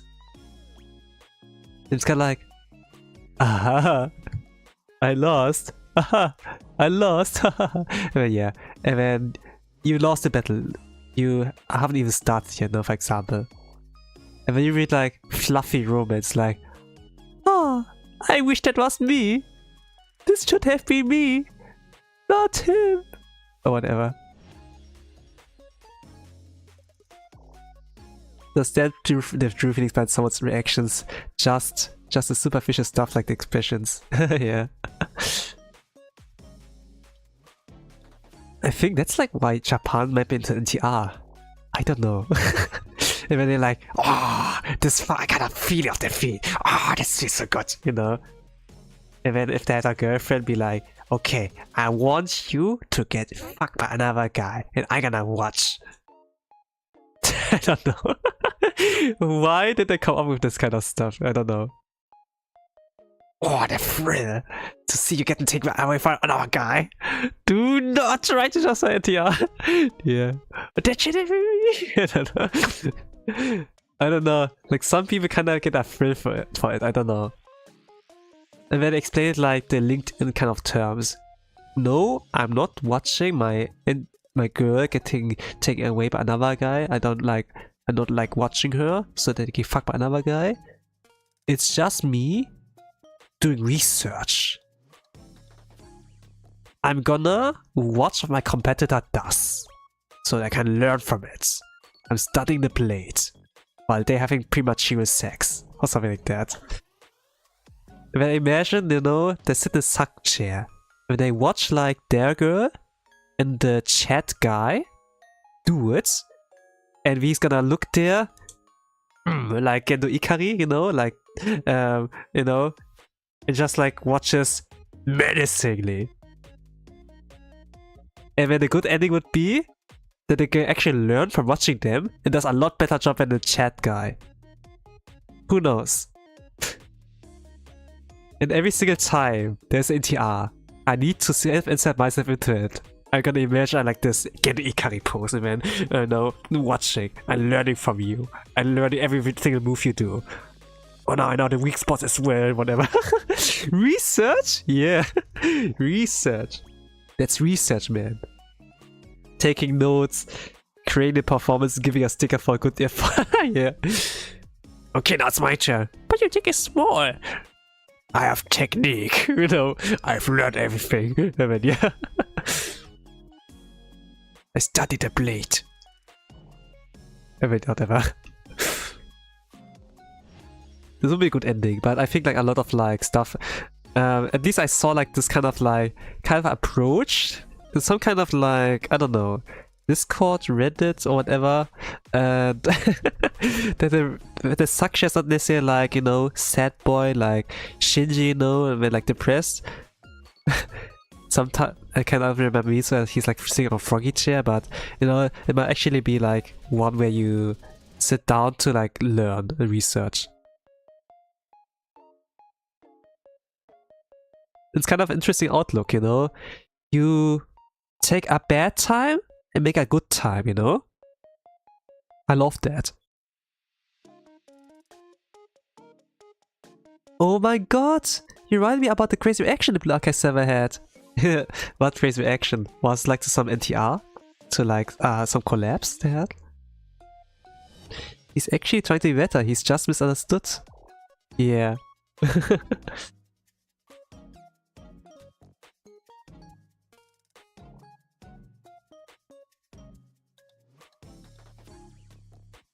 We're not really sure like about what, but yeah.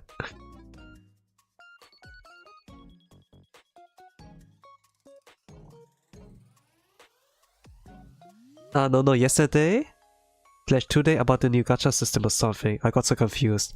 Ah, you saw it too. You saw it too. Like I saw the live stream JP. It was really nice.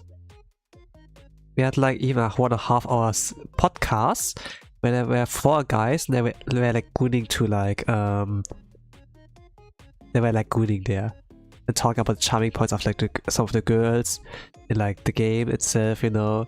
Where we had like a kind of cool kind of live stream, a lot of like merch, like things announced like the characters, you know, Pandemonium, man, Ayura so nice and everything. And when they sneak in there, just like with 3 slides, brush like over it like in like less than 2 minutes about the new gacha system. They expect like, you know, that like just brush it away, like it's nothing. But it was like the kind of like biggest kind of news that like got a lot of people confused, angry, somewhat, and doom posty. I saw tons of Mikages, it was so funny. Public gooning, damn, I should step up my game. It was really fun. Like, it was in Japanese, yes, but man, you could like feel the energy. Actually, I could understand like some stuff they like said. They like sometimes be like, if you're gonna elaborate further, it's gonna be dangerous. It's like this kind of meme like with this one football trainer. So if I speak, I'm in big trouble. I lose no speak or something like that. Kind of like.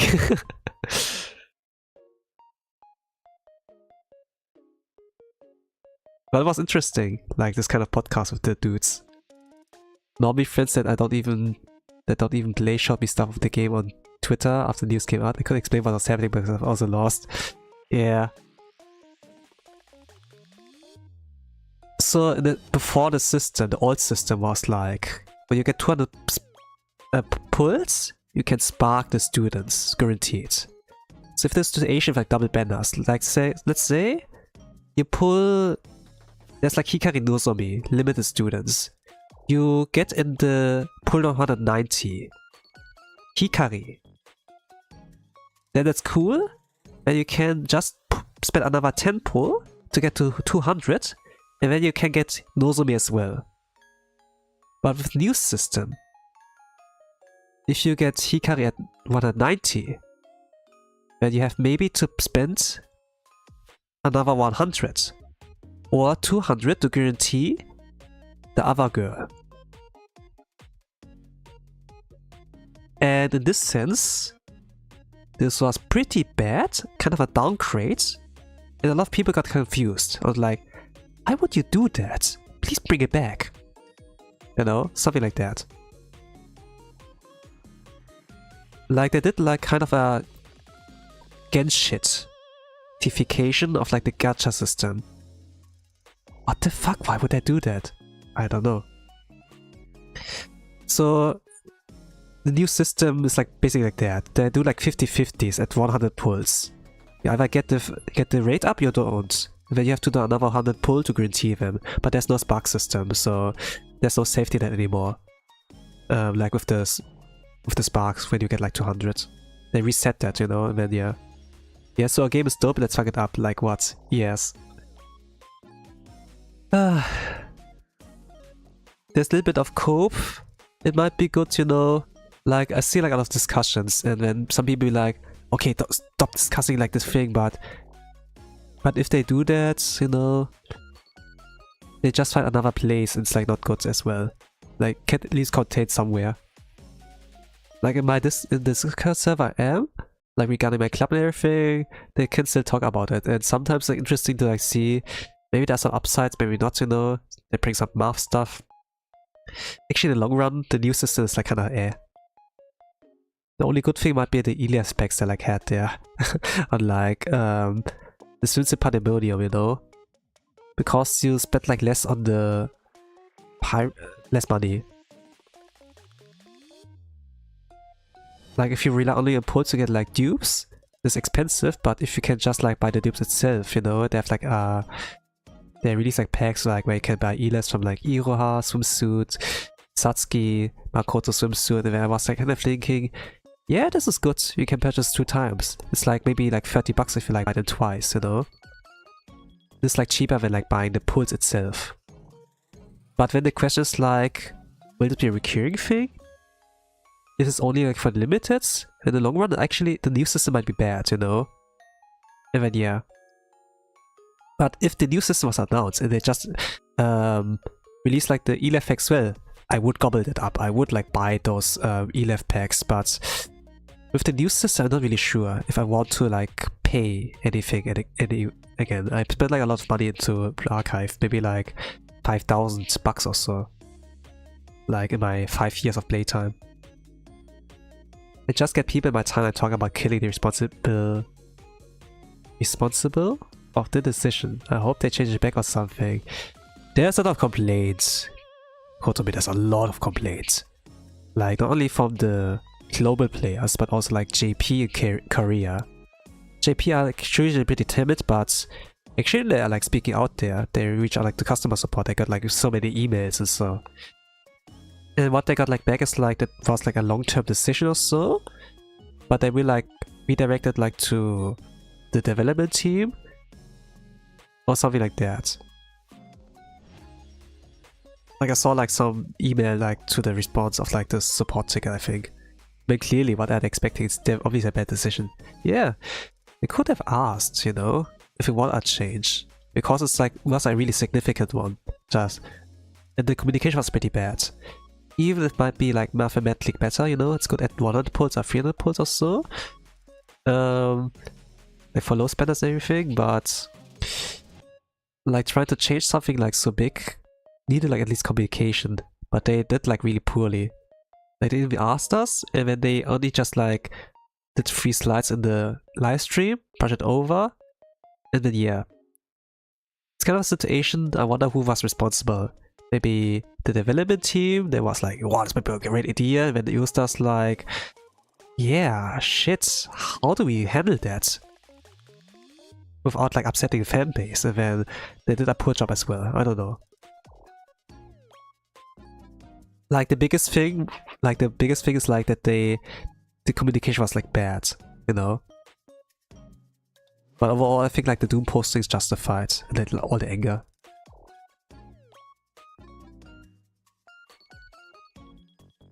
Maybe they should explain it for longer, more with nicer words. Yeah, they should have like really like explained the intentions, you know, instead of like speedrunning it in like about 2 minutes, you know. They expected people to forget it. After like that kind of news like dropped, it kind of like dropped also my mood. Where I couldn't like really focus on like, hey, the animation of the characters, the gameplay tests, more merch. I was really out of it. Like even they showed me like pictures of cute girls afterwards, I was like, why would they change the gacha system? Why? I couldn't really be focusing there anymore and like be happy. Or maybe I was just like, man, why? You know? It was just like reading the chat, how they're doing posting. It's kind of like, yeah, like this was a way to ruin my Sunday actually.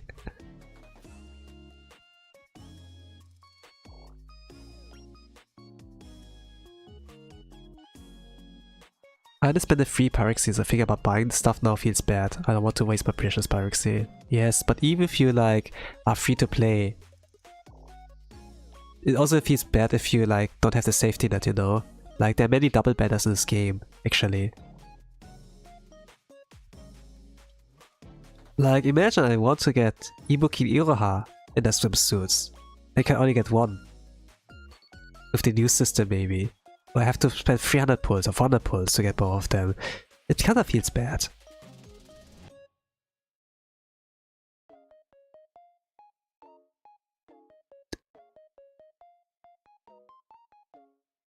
I saw the merch so cute, but why would they announce it on the same stream? They kinda like stalled off a long time with the merch. It's pretty nice. There was like so many kind of outfits for like Aoba, for example. I thought they were all pretty nice. And then, oh, new haircut for this one, the new outfit. There's new merch. They have like Kayoko ASMR like earphones. This looks like pretty nice, you know. And a lot of like fluff and good news. They would announce the characters, what their kit looks like, the live to the animations, the cafe animations, you know. I thought it was pretty dope. And then they dropped like the news of the gacha system change, because it's kind of like, this like actually threw me out of like the fluff. I was actually like back to reality, and it's like, what the fuck, you know. And yeah. Yesterday they were like doom posting angry. I don't know about today. I have like checked like anything in social media right now. Only started the stream today. I wonder. I would really not be surprised if they're still like angry about it.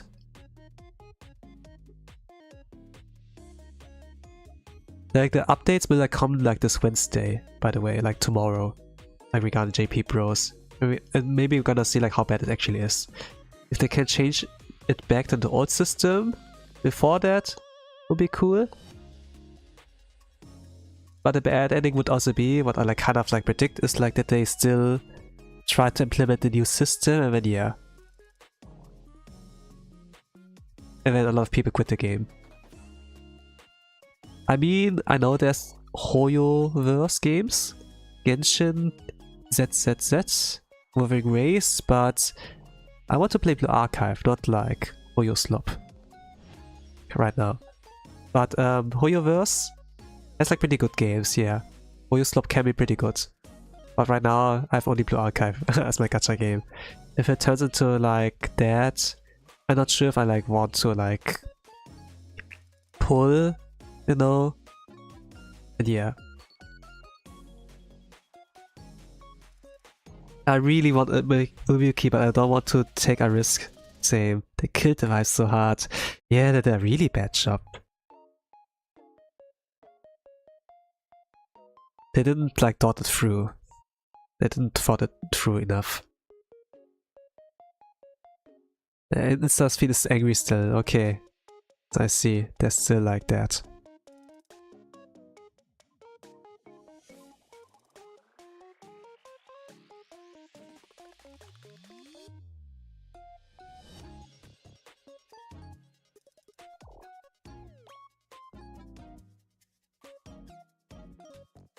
I refuse to change games. Those others are boring to me. Well, I might like play some of the games so that you don't have to.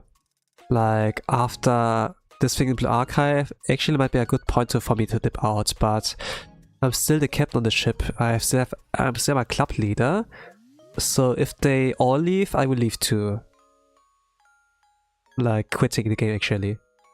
But it would be like to waste for like all the characters I collected. I could like still read a Momo talk, I could like still read some mini group stories, you know. So this is that. Like before EOS I can surely do that, you know. End of service. I go back to my roots playing website free games on my laptop. Or you can watch me. I can play like some of those games. I have like interest on like playing Stellar Sora. Maybe I do a video series rather than like live stream, I don't know. And there's like this Hogwarts archive that is like made by like ex-archive developers, you know. Astral Horatio. Like, it's basically like Hogwarts archive, kind of like. Yes, that would be dope, if you can watch me. I think like a video series could be like more condensed, but the thing is like it's also work for me. I don't know how much I take. I haven't like edited like a video in like years. The last time I like did that was like for some clips or like those read-alongs of like Volume 2 and Volume F. But yeah. Oh, you could also play some tour games too. Those were fun.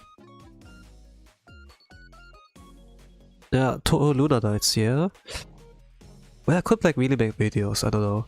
I watched like some videos, not like live streams, but like videos of like Echoes of Minecraft, and they actually like were pretty like nicely edited and like condensed. And like funny moments, you know. Like this moment like where you get the face reveal, you know, like pick a mirror and then oh no, now they know how that I'm secretly handsome, you know, like pick the avatar, like really like pretty attractive, like Gucci, like with those like handsome eyes, you know, like this those bone cheeks, like a little bit you know, you know, something like that, a little bit higher. And when they're almost at near death, holy crap, I'm gonna die, you know, and then using all the items to like do that. Like some really good related videos, you know. I kinda like, you know, thought this could be nice. But in a live stream setting, those Satsu dance are still king for me, you know. So yeah. Like some handsome Squidward, yeah, right? Actually, I was like thinking, maybe I'm gonna do my avatar like handsome, you know. I died 2 times by the way in Echoes of Minecraft. I was not careful enough. So I'm like checking like meta builds, like strategies and so.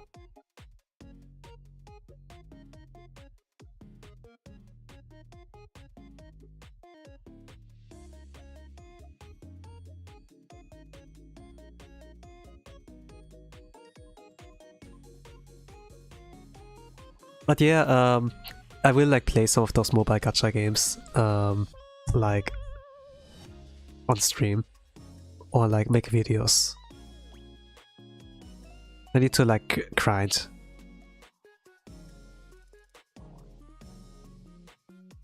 But I'm gonna see if like I can still do that if I have full-time job in Blue Archive. Probably not, you know.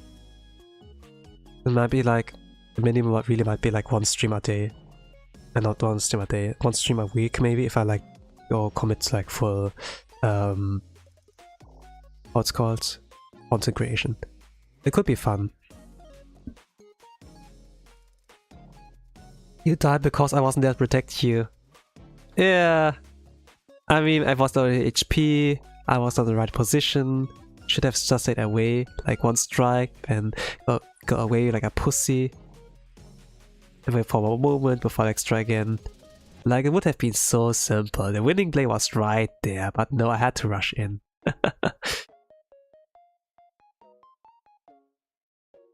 If I was cornered, I was surrounded.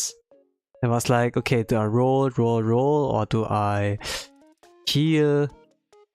I don't know. It was like pretty ass.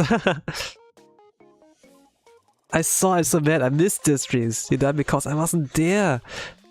Yeah.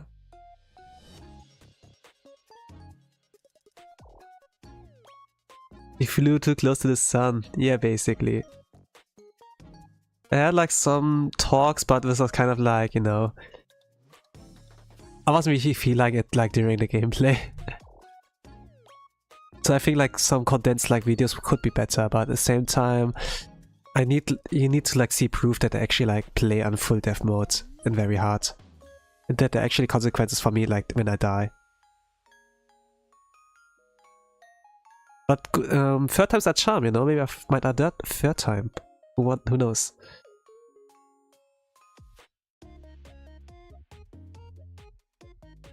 I hope I can reach ending credits with that. I can reach credits, actually clear the game.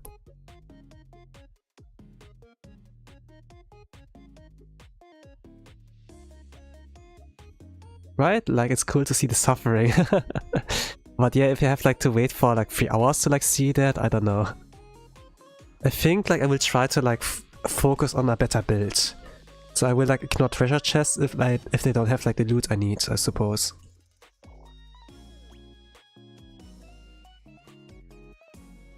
I'm gonna hydrate myself.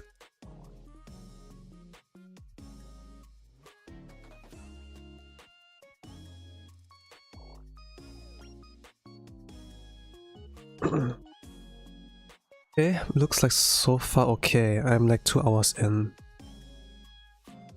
What colors do I use? From the anime, or should I do it from the, I don't know, with the colors? See the positive side, you're getting a better strategy each time. Yeah. Well, the first time I used a rapier.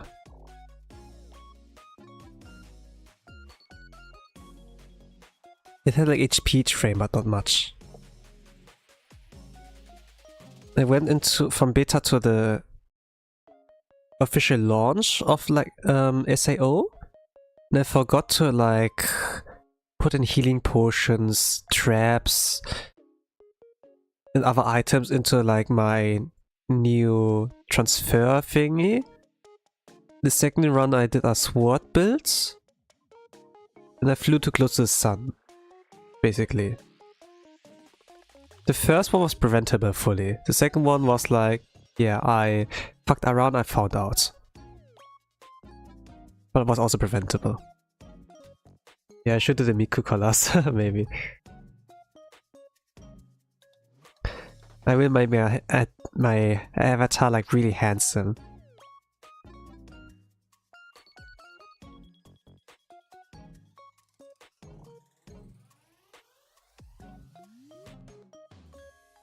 And then I will feel it really attached to that and be like, hey, how's no one acknowledging how handsome I am?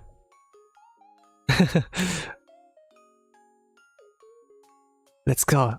We are gonna be new Kirito and Asuna. You and me, Iori.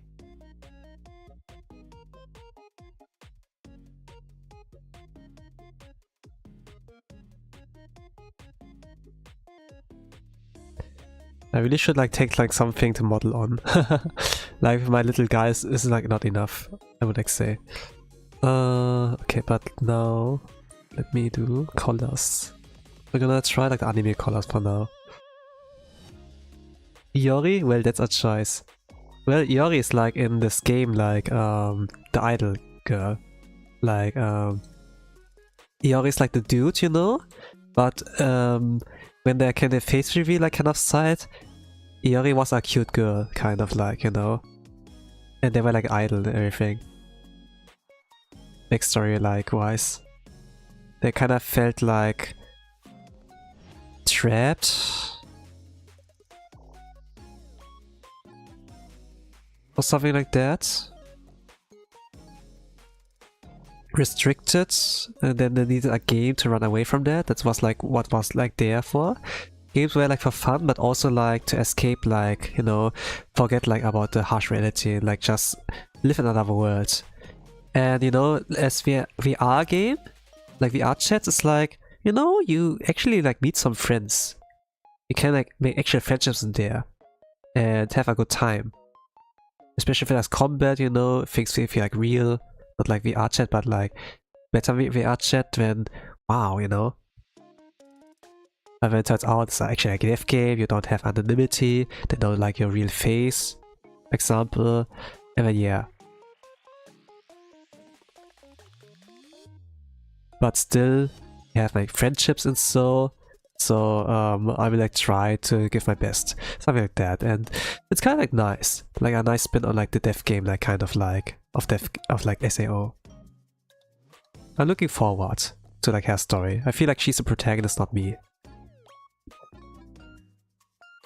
Yeah, but I still see as the beginning Iori. Yeah, I mean like a lot of gamers do like, I don't know, male gamers do like female avatar.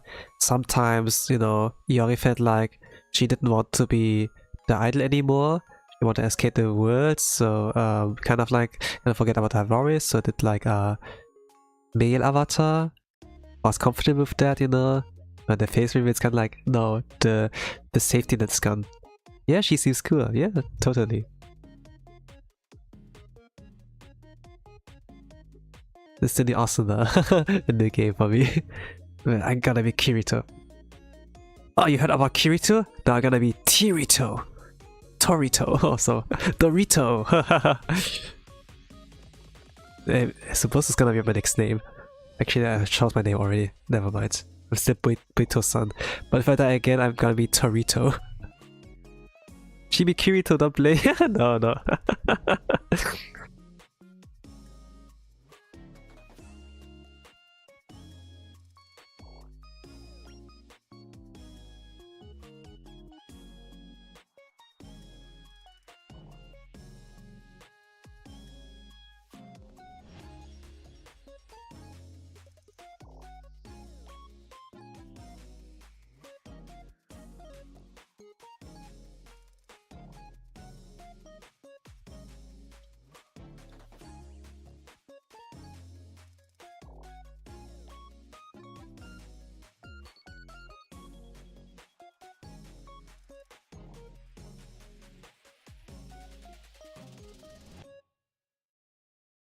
Well, actually, it feels nice to like just draw on like yap.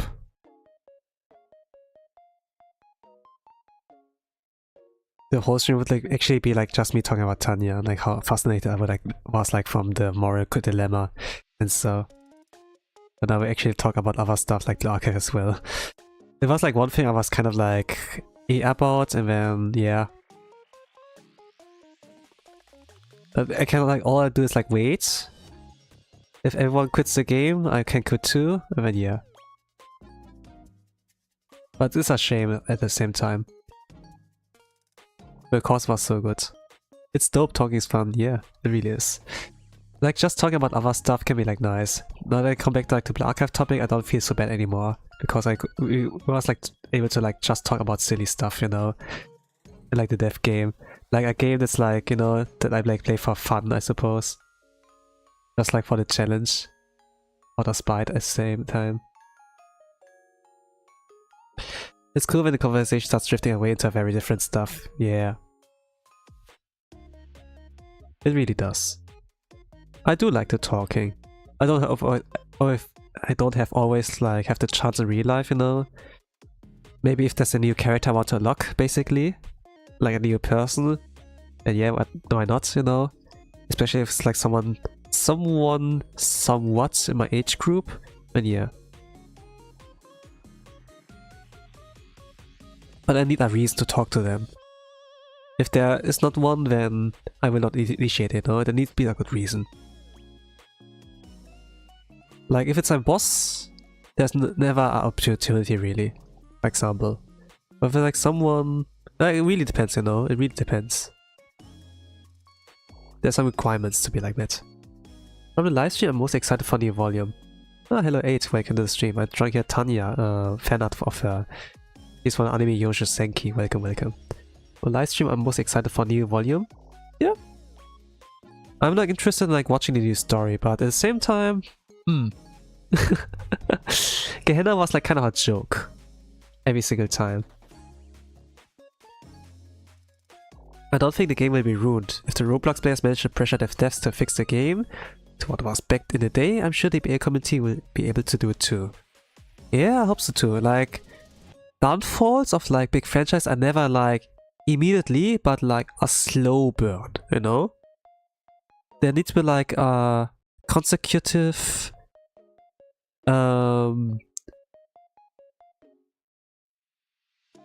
chain of like bad decisions to finally be like, okay, fuck you, you know? To leave it forever. Like Ubisoft, like some big companies, for example, like I think like PlayStation, for example, like also like starts to be like Sony starts to look bad because no physical games, and they're gonna be like, yeah, it's gonna be next year or so, but something like that. But yeah, for the story, the archive, Gehenna, it could be interesting because Kina was pretty cool. Double 68 were pretty cool. But overall, like if you think about the Gourmet Research Society, Haruna, Junko, Izumi, Akari, or like Hot Springs Apartment with Kasumi and like Megu, they're like basically terrorists and troublemakers, you know? And every single day, like, if they're in trouble, Hina comes in, kicks their ass, and then it's all good. There was even like a RPG of like, in the anniversary, you know, like a mini RPG of like Hina. You play like as her the whole day. You could like walk around the Gehenna Academy, accept requests, you know, clear out some trouble, even sometimes she has to kick their ass, you know, not to like get things right. It was kind of a nice kind of view, like from her, like how she lives as the prefect head, you know, as the leader, kind of like.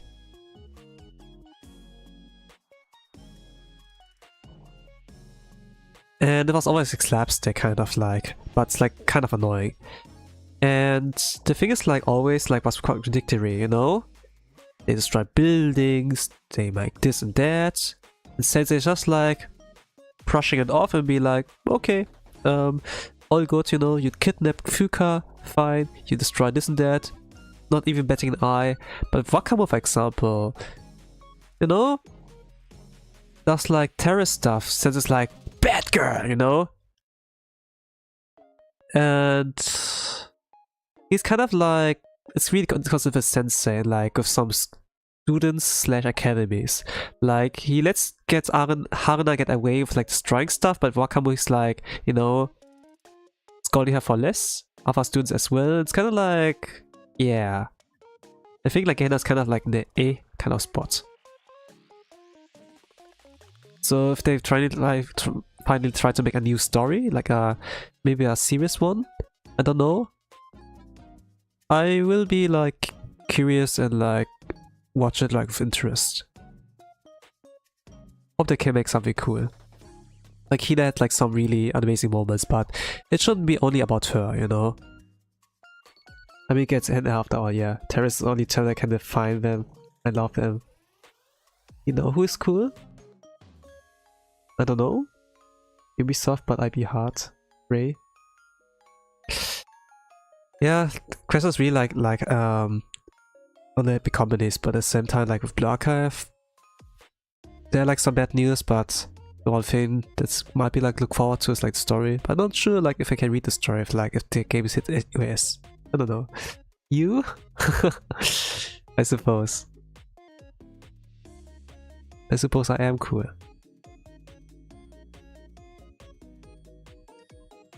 I need a tutorial. I'll do that here.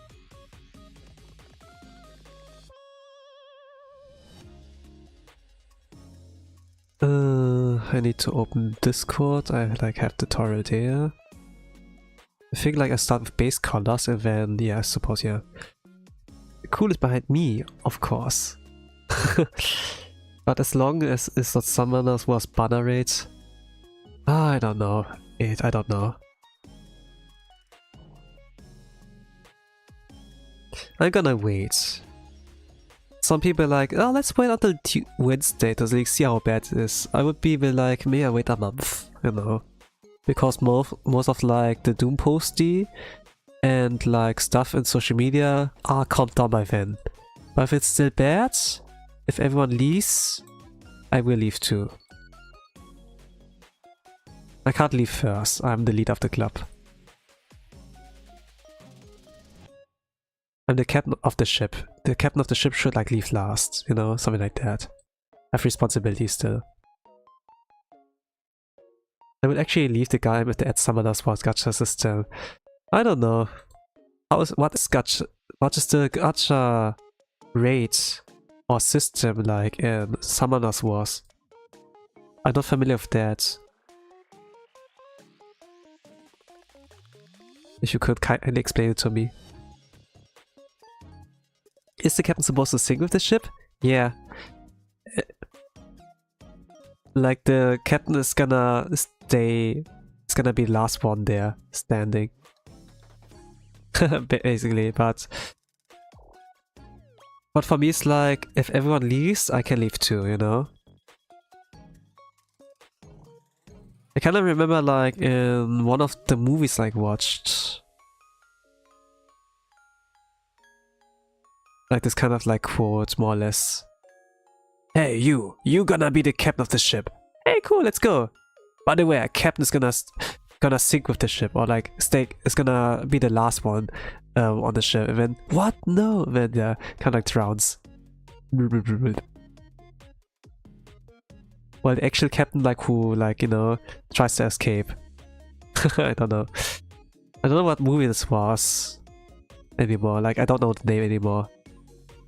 That's so mean, yeah.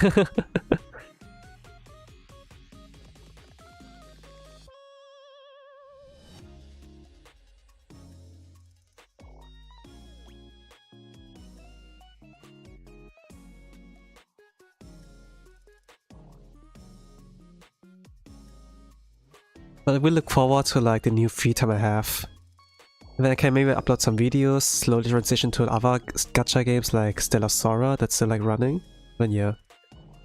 Because even though the chance of getting a 5-star monster is very low, there's also no guarantee you'll get one after 100s of summons. Get one after hundreds of summons. You can save for months and still walk away with nothing. So you mean like even if you do one at pulls, you cannot get the rate up? Or like get let's say it's like Blue Archive, you know? They say like you get a 50-50, you know? If you do 100 pulls.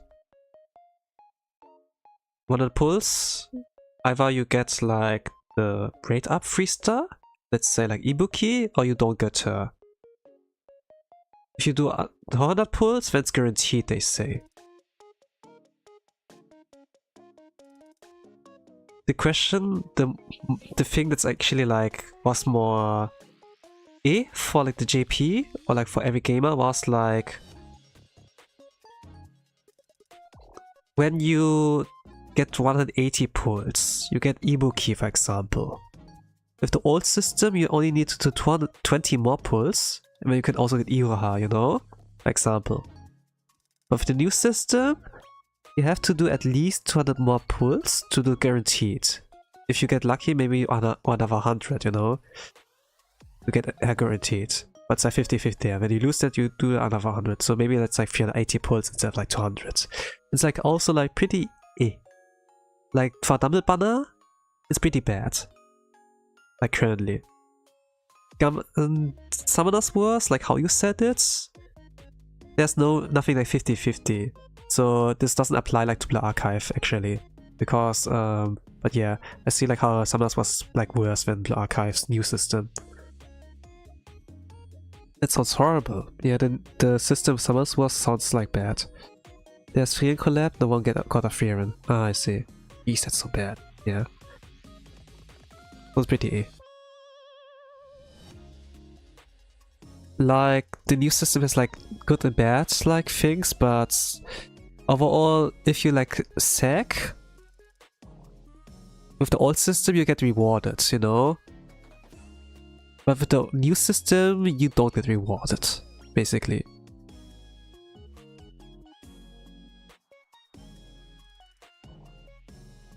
It's only good if you get like 100 pulls or like 300 pulls. Like if you aim for like for those two scenarios. But many people like try to go like for 200 and then it's kind of like, yeah. And this kind of comparison kind of like made it like more clearer for me. Ah yeah, it is actually bad, you know.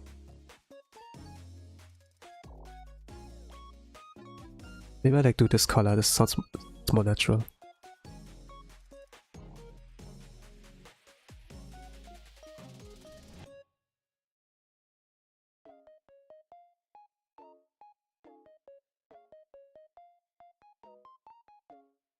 I spent 300 bucks to get at least 5-star, but I barely get anything.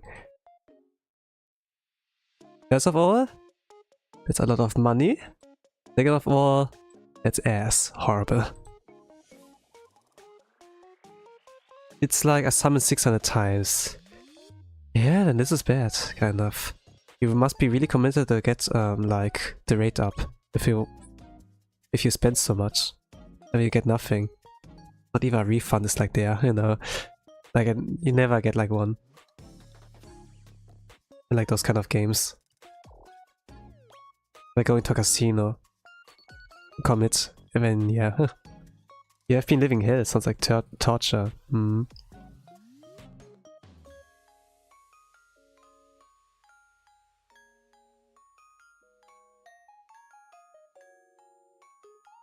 The thing is there's no rate up, yeah. But you still were willing to do that. Hoping if you do enough pulls, you have more chance on getting her, which was like, not wrong, but yeah, but yeah, sometimes like better to like check the rate ups, the rates, you know, if there's anything either displayed, if there's not, then the math is like pretty when they have only Scorpion Fire running. This was like maybe not that well, not like that good. Like because of that, there has been the new rule that you should like display the gacha rates, you know. And for like player to evaluate if it's like worth paying like a little bit of like pull currency to get more pulls, you know, or not. Like don't hide in the fine prints or so. Completely random. I mean, it was like back in the days like that. FGO was like running for like that for a long while.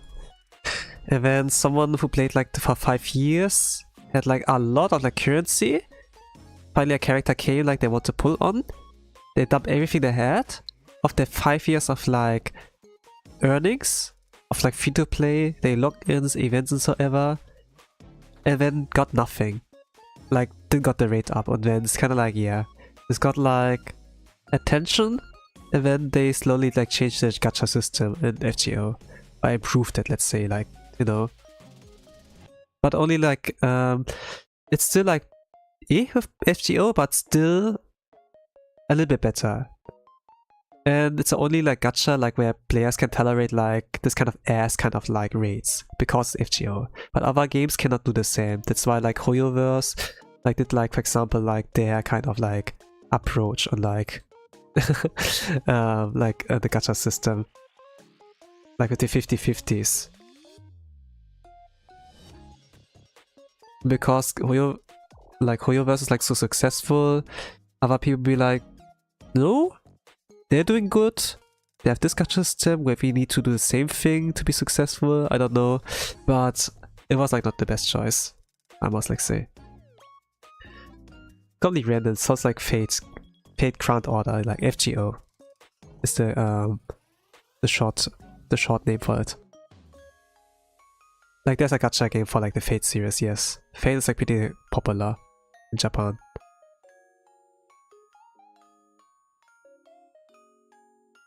It's like historical like kind of stuff there, like all legends. They're like, but also like some things like mythical things. So like there are things like Robin Hood, there are like things like Sir Arthur, you know, Arthur Pendragon or something like that. Legends, and then you summon them to like fight in a Holy Grail War, like a battle royale kind of like basically. Like Mirai Nikki more or less, but with like old legends.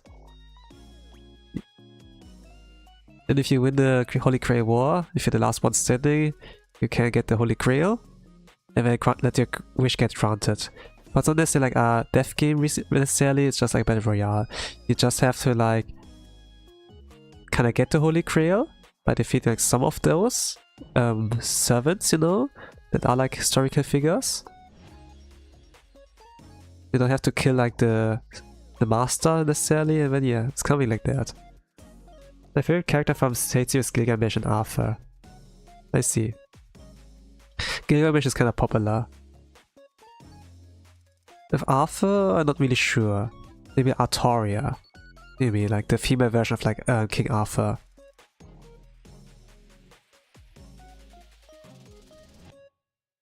But yeah, she's kind of popular as well.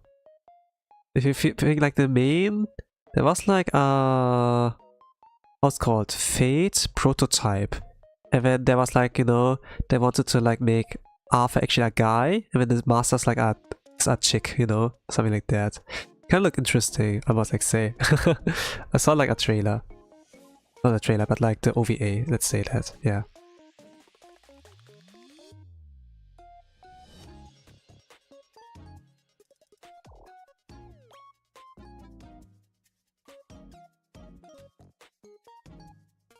But what's like actually great about like FGO or like Fate series in general is not the setting, but like the writer, Nasu.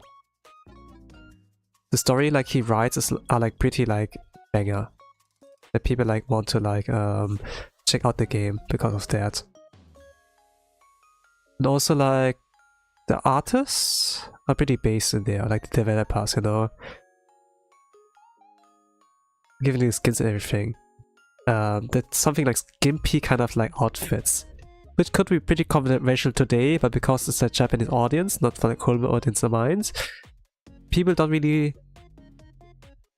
get wind of that, you know? Like before 2020, you know? Things like NTR, things like lolicons, whatever, no problems, can just push off. It can even be comedy, like in some kind of live streams or so. But nowadays, normies come in and then it's trouble. It's like, why? We do it all the times, you know? But yeah. Is it about gatekeeping? More or less, I suppose. But tourists are kind of like sometimes.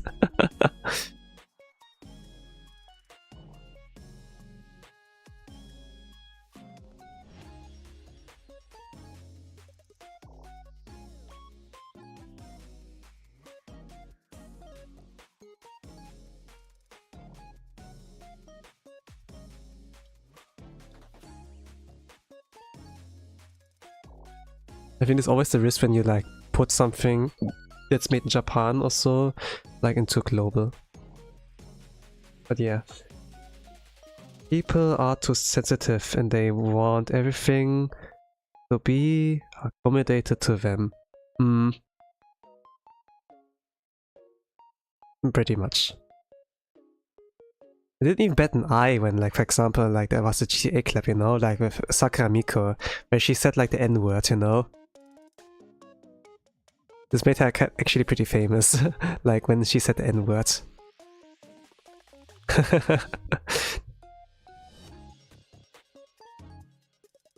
GTA saved her life. Then there's gonna be GTA 6 out. I gotta look forward to her playing that. Yeah, I remember that. But people nowadays would have a problem with that, you know? But back in the days, yeah. I think she did the right time, the right place.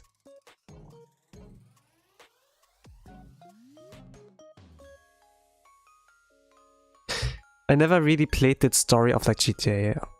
Sometimes when I get to visit our friends and they have a PlayStation 4 or 5 like around there, I get to play. Now because a single player game, it was not really like, it didn't really have a good kind of conscience to like, you know, play when they are like next to me, you know? Like I visit them to hang out with them, not to like, you know, borrow them. Like borrow their console to like play while I'm there. It's not like an internet cafe or something like that, arcade. It's my friends, I need to hang out with them, you know? Something like that. But not really like, I couldn't really like play in peace, really. I would like run around, see some cars, get like 1 star, 2 stars, police would chase me, you know, I would like see how long I survive this environment. If I don't surrender, they pull out the guns and attack me, and I wish I actually fight back. It was like a lot of like kind of dumb kind of fun, you know? And sometimes I would like die in the most hilarious kind of ways. And sometimes I have enough, let's put out the cheats, you know? Let's have some extra guns, helicopters, tanks and so. And what the hell, he just saw a car and then all of a sudden he attacks us like a tank? We have to like fight back properly. Then 3 star, 4 star, when helicopters actually chasing you and something like that. And if they see you, they shoot you. They don't try to arrest you, they will try to kill you as well. It's kind of like, yeah, this kind of dumb kind of fun. Hello Sprite Super, welcome to the stream. I'm drawing here fan art of Tanya Degurechaff from like the anime Youjo Senki, Saga of Tanya the Evil. Welcome, welcome. Wouldn't it be uncomfortable to play beside someone? Yeah, it is somewhat uncomfortable.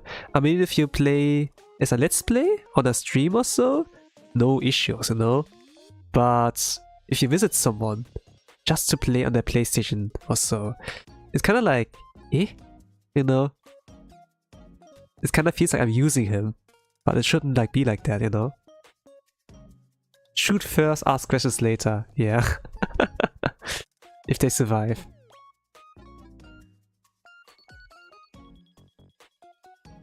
But yeah, it was really like effing around funny arts. But you were like able to have fun without playing the story mode, you know? Like just the free mode.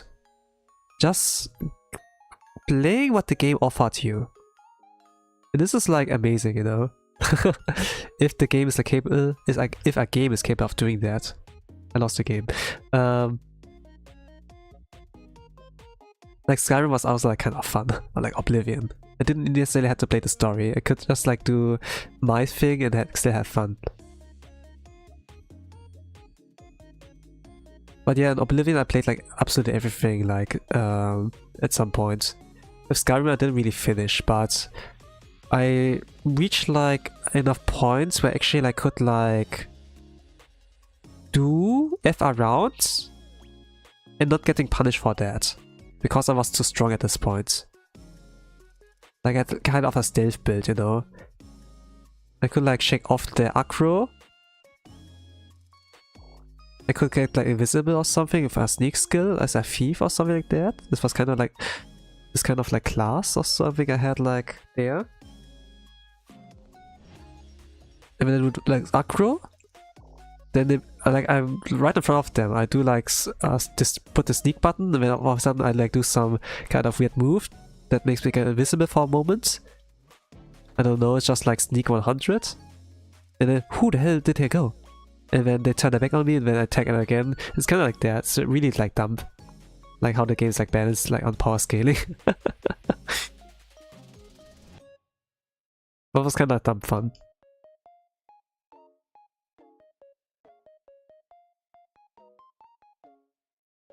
I see. Yeah.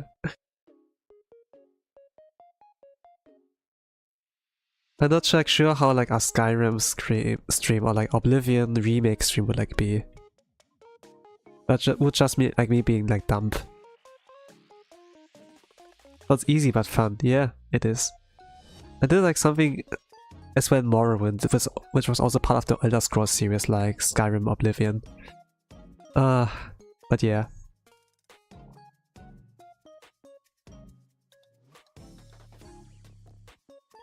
It was just like dumb. Okay. I have to do slightly dark, I think, if I want to. How do I do this? I think I do a multiply layer. Do it slightly darker.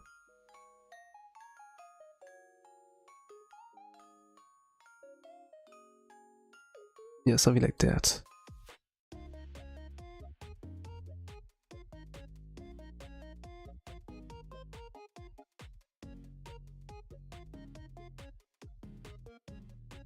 I think I played on normal mode also. You can actually like scale the difficulty on yourself, like down, up and down. Like it's like all up to you. It's like single player game and you could like do whatever you want.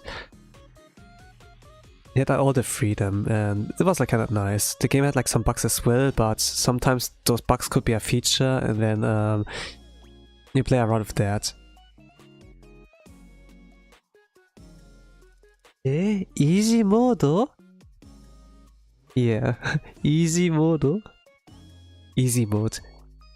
Like you wrote easy mode. I'm reading like easy mode. I kind of know. My brain's like somewhat working like that. Like I'm thinking like in memes sometimes when I'm on stream.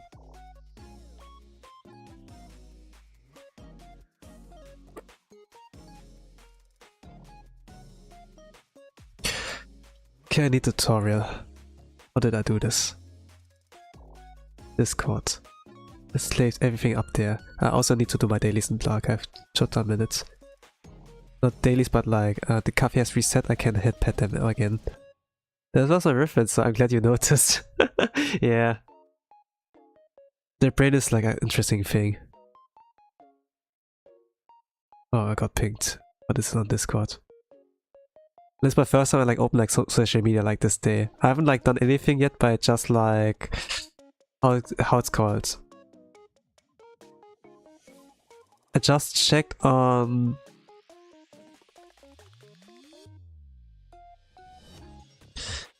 I just like opened the stream today. That's it regarding social media. I have like kind of a plug-in on like my Google Chrome or so, on my browser, that I can't see any video feeds on my To You or the For You homepage or so. I only like can see stuff if I go to subscriptions, like in the old YouTube kind of thing. There was a video of like that PewDiePie like upload, you know, how you can like adjust your feed or so. To like how it was like back in the days. And actually this helped me not to doom scroll anymore, but only like works for desktop, not like for mobile phone. It would be like a blast if it like works on mobile phone. Oh, that's cool, yeah. Like it's basically like that PewDiePie, you know? Looking after us in a sense. Like he's a dad now, right? And making sure that we don't doom scroll too much. Like, you know, like on videos, you know, or like live streams, how they're like the sidebar, like how it recommends you like some other stuff, like some ads as well. Like you don't see that them as a new plugin anymore. I think it was, what was it called?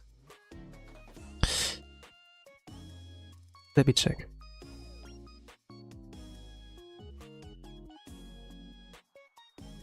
The plugin was called Unhook. Remove YouTube something. It's called Unhook. Remove YouTube recommended and shorts. This thing, yeah.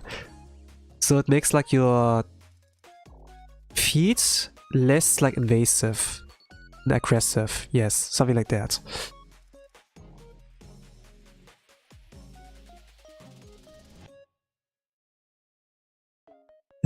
if it worked for mobile phone, I would be so scared of grass.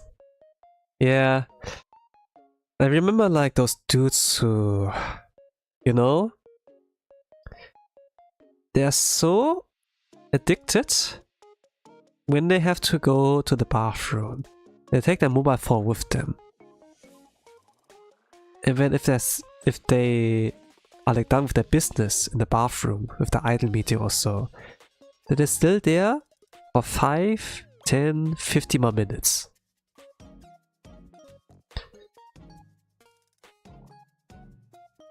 Did you have those kind of moments?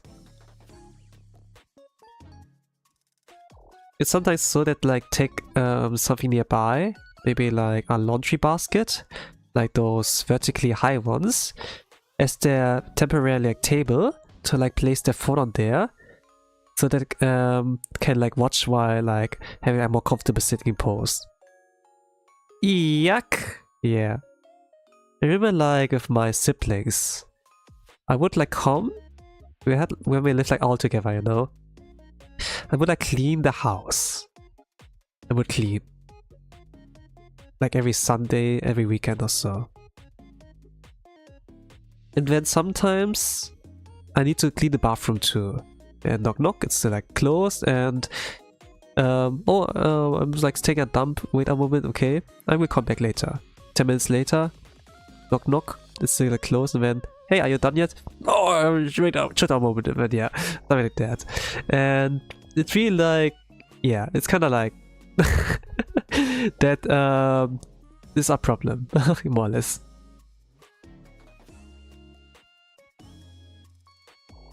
Do I do hard light or multiply? Hard light? Hard light? Hard light. This is normal for the line art, and for this one, hard light? Question mark? Hard light is not good. Soft light, also not good. I do normal. I merge it. It's not good. Dummy. Dummy, dummy. What if I do this?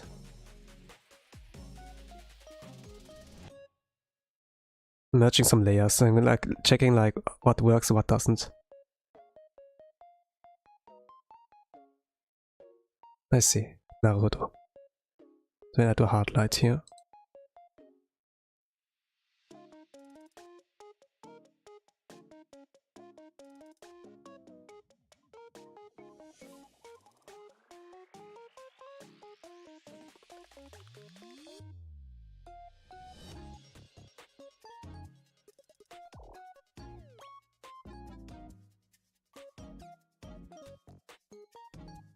But to be honest, before like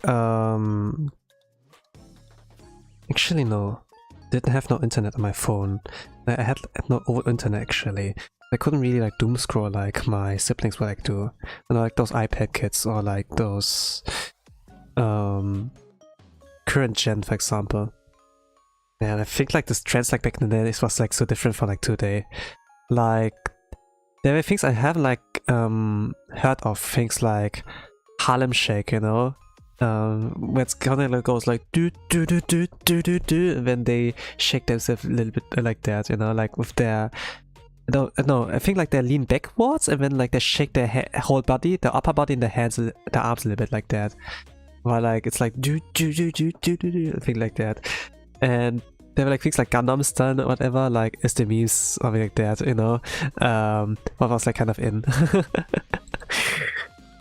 But nowadays, yeah, there are like things like 6, 7, you know. It's kind of like, you know, just raising left arm, right arm, like while having like the something like that, you know, left hand, right hand, moving upwards, downwards, or like having like the back hand like down, showing downwards, showing downside, yeah, something like that. So it's kind of a downgrade of like a lot of stuff. How do I do this? I like this. Okay, I have like the shadows like this. So I can, let me see. I do lights. I would like, we do it like this.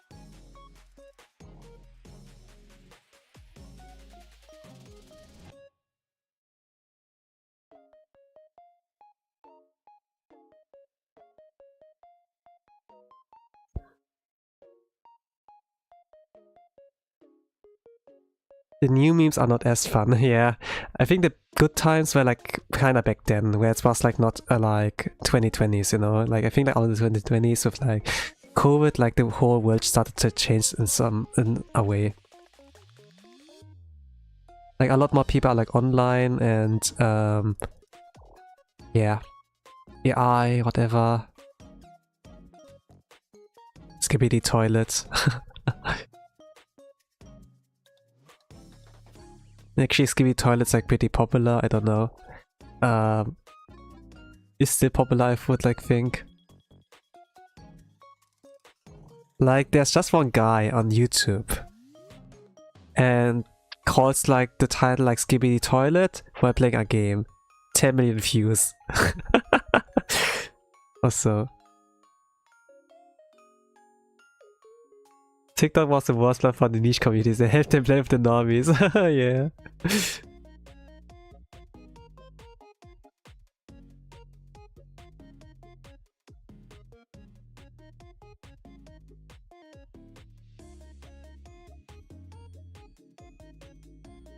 $10 million, see my future and sprite, yeah.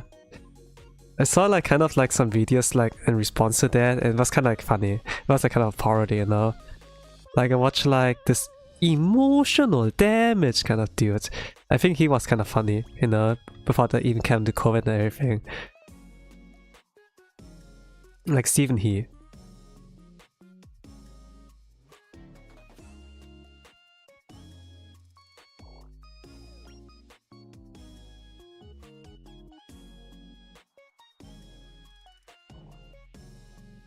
Steven! You're 9 years old. Say I want to think about your future career. I wanna be a doctor. A doctor? Yeah. No. You're gonna be a doctor or lawyer. When I was your age, I was 25. Let me look at that. They were kind of like kind of dumb things. When I came to America, I only had 20 bucks in my pocket. I had 11 raspberries in my pocket. I had like one piece of wooden stick in my pocket. I couldn't speak English. I needed 2 years. Only word I could speak was like 1/4 pound.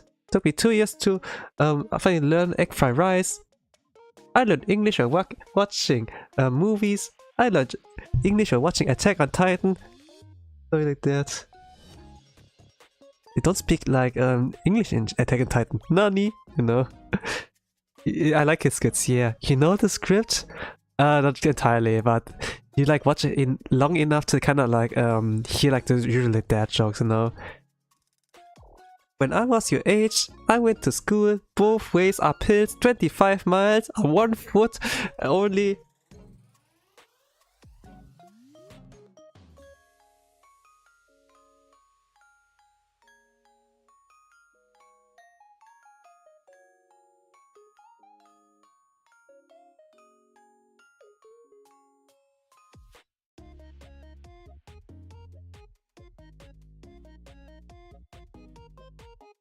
Yeah, okay, it's not so bad. It might be a little bit weird, but I can make it like work.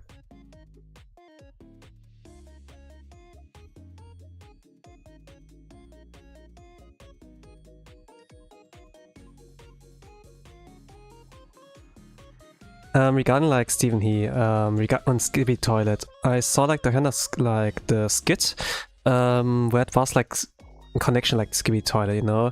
First of all, you kind of rose in, you know. Yay, we have a new idea. What about the Skibidi Toilet? It's like pretty popular. And then, what the hell, Skibidi Toilet? And then, as if this something like this can like blow up and like be popular of the masses. And then like he sees the views on like that Skibidi Toilet 1, Skibidi Toilet 2, and then there's like million kind of views, you know. And then he like praised like the hell out of it, you know, like glazing it like to heavens. I don't like know the entire script I was like say, but I kind of found it funny. Like this kind of like thing of like denial and then to acceptance, you know, and like how over the top like this kind of transition like is, you know. It looks dope. I love the face, adorable, fantastic. I think it's just something of a cute vibe, even though it was like not like intended to. But yeah, I think Tanya's like naturally cute, I suppose. Like there's a rotten person inside of it, of like this little girl, like with a rotten core, kind of evil, willing to do war crimes, like just for their own benefit, you know? Like they're willing to do like some pretty ass kind of like things, but yeah. But there's still hope she can be better. There's still hope she can be a good person. Something like that. Would be like the master love like Southside X, you know?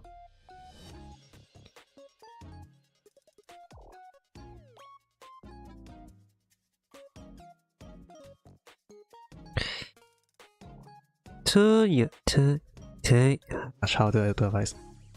Tanya Degurechaff. Arriva. Achtung, Deck. Yeah. He's not evil, just like Gavin calls and dreams of sweetness. Yeah, so it's from the outside when people are like, oh man, you're like the same as my daughter, you're around the same age as my daughter, I feel bad to send you to the battlefield, and then inside it's like, you know, I can use that, I can use you, you know, something like that.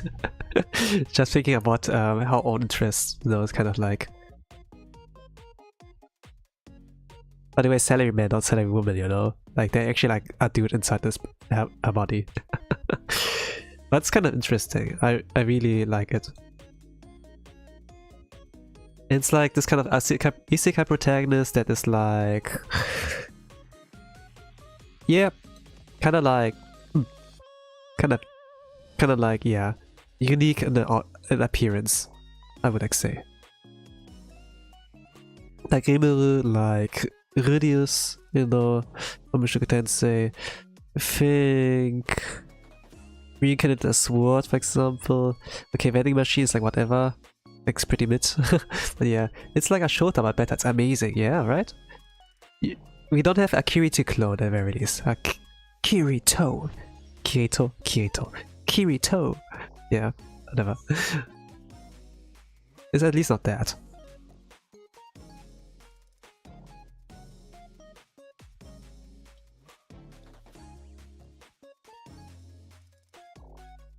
No, that's too dark.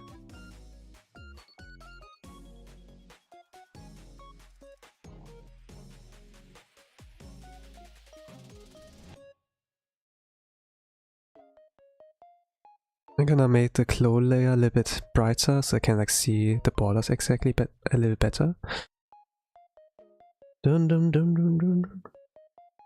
Dorito, yeah. You heard of Kirito. Now be ready for Torito. If I die again, I'm gonna like name myself like that.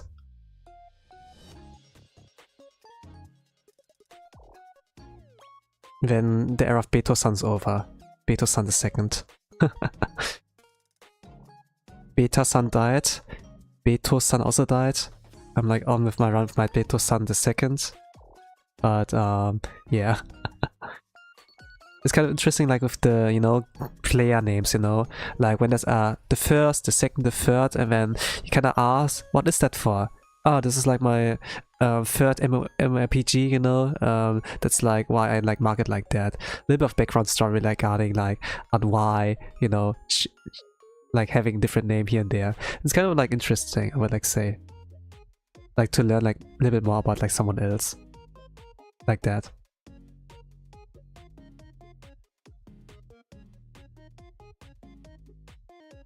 Beto-san, I miss you, king. Dorito sounds dope, yeah, like Kirito plus dope. Yeah, I suppose. It's Kirito but doper, right? It's not everyone's favorite protagonist, but at least like the original, you know, anime, 2012. But Progressive was like kind of like better, I would like argue. It was like the movie, like also on a Progressive, like the first movie. I feel like it was an 8 out of 10. Like, it was pretty good. It showed like the horrors of that death game and like how much weight like betrayal has, you know. Like usually you have like the switchy mode, you know, and then it's like easier to like fight a boss, you know, if you're like 2 people. But if you're alone, you're like alone, abandoned, betrayal and everything, it has a lot more weight, you know.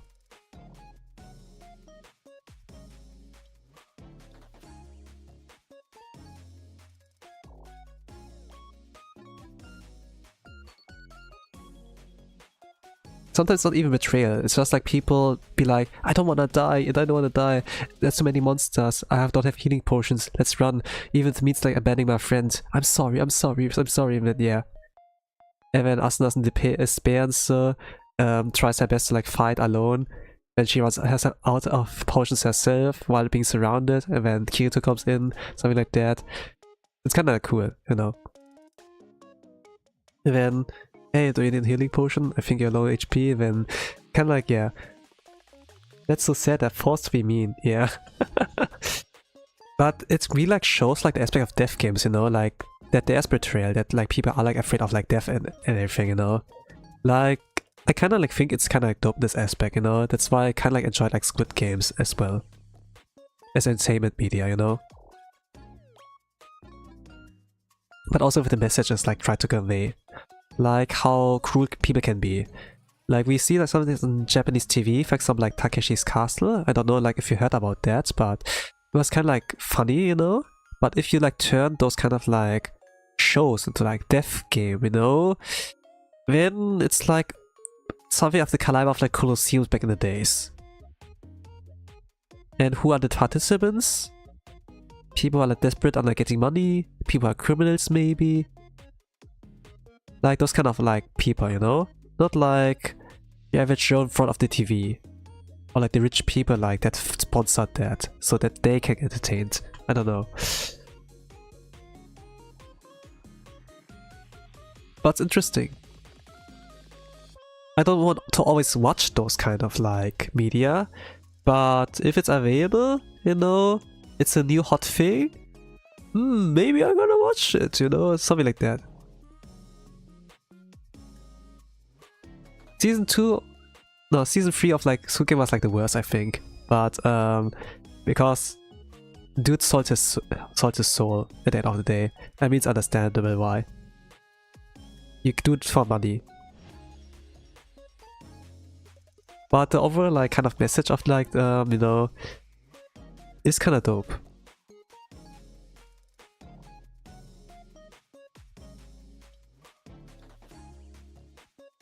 Worst, really? Yeah, season 3 of like Squid Games or so. It's kind of like wasted potential in a sense. But overall, I'm glad it happens, you know? I'm not sad it's over. I know that it was like bad, but I'm like glad like Squid Game happened and it had like some messages here and there. I'm like taking away like the good things out of that, you know? In a sense.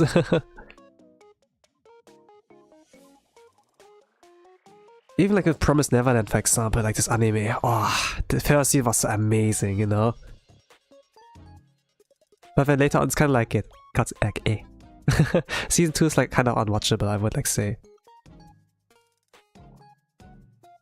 I think I liked the first season, like the first arc, you know?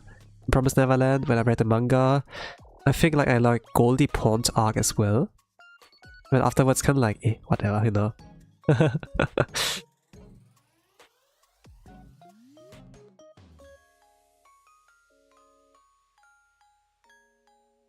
But despite that, you know, I still enjoyed it somewhat. The good parts at the very least. The bad parts kind of like, eh, you know, maybe it's like rushed, maybe they ran out of steam. Could be everything, you know. It's like, I don't like know what the sequences are. I will never know if I don't like dig deeper, but it's like good enough for me. I'm gonna close the book, call a chapter, move on to the next thing, in that sense. Like this anime here. Saga of Tanya the Evil. It took like 9 years for them to make a second season. Holy crap. The first season is always something else completely, yeah. Like the vision, the ideas are fresh and so. I'm pretty sure A lot of people have like good idea on the start and maybe the ending, but the middle part is the most difficult thing. Sometimes maybe it's not the ending that's like good, you know. Not a lot of anime like stick the landing, actually. But yeah.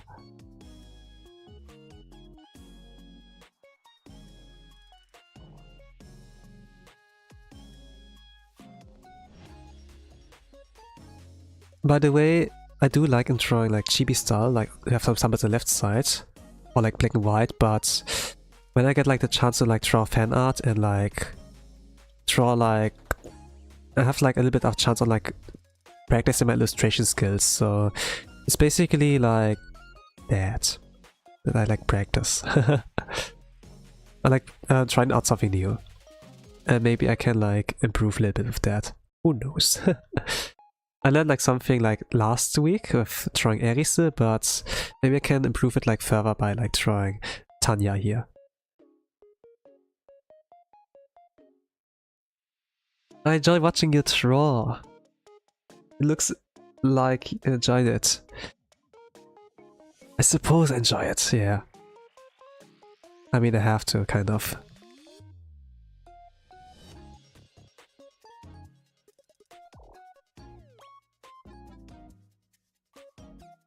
Like, why would you try not enjoy it, you know? But sometimes it's like kind of like that you hate it at first, but then you're happier like that you liked it in the first place, you know? Don't cry it's over, be happy that happened. Kind of.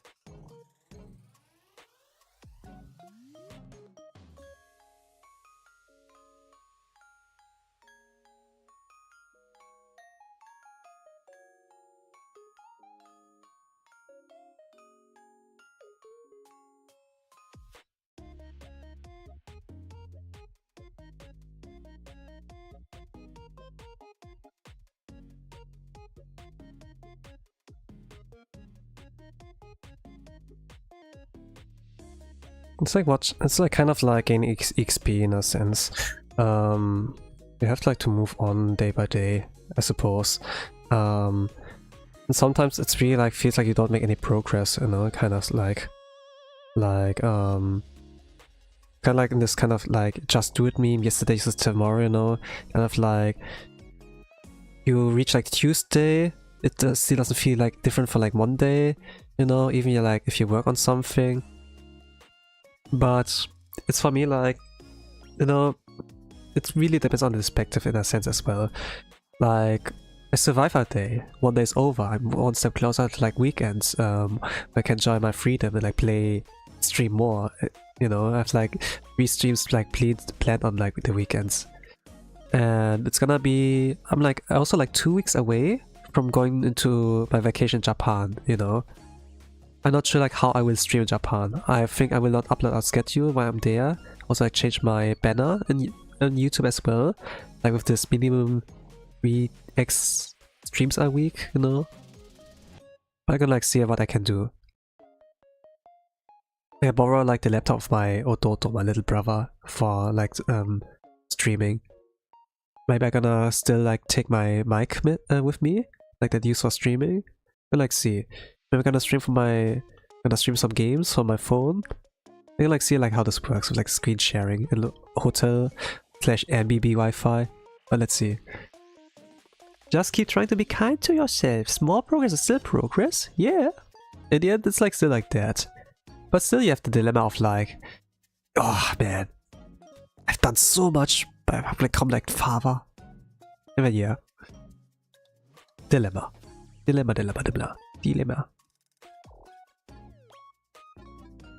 Everyone has that somewhat, I think. But constantly doom posting is not helping. That's true.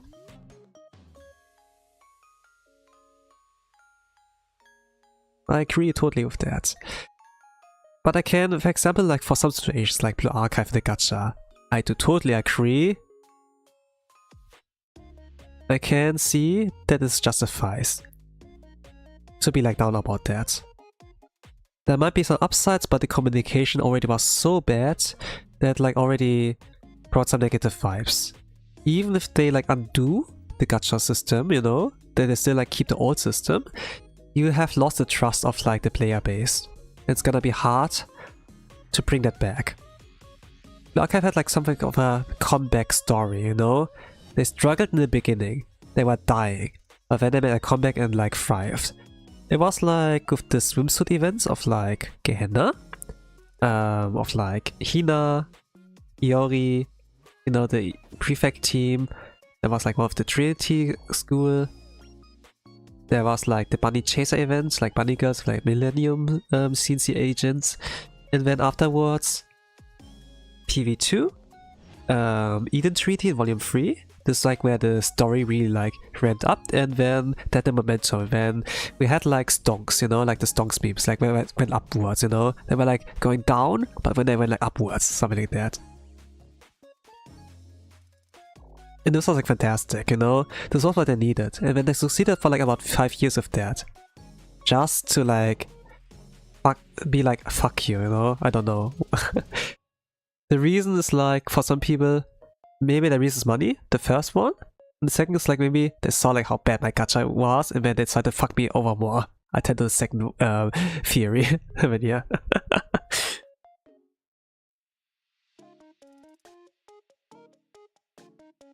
But yeah, it's a lose-lose situation, like whatever like they choose. The trust is like gone. They had the winning play right in front of them, but decided not to take it. Humanity. Creed. Power. It never changes.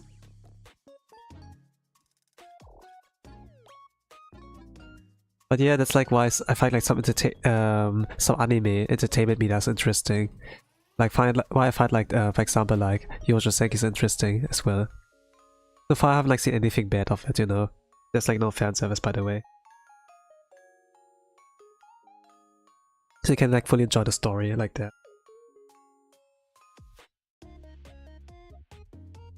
Even if there's fan service, the thing is like, you know, I am somewhat freaky, but I have like, let's say, I can read the air, I can read the room a little bit, you know. I think like, you know, Black has somewhat as a reputation that they can be freaky as well, but for example like with Ibuki, they gave her like a wholesome, cute kind of outfit, you know. It's kind of like, yeah, let's go, cute, you know, cute. And then the other one's a little bit more spicy, but you know, they had like kind of like the, you know, awareness that would be better to like make an 11-year-old sexy, you know.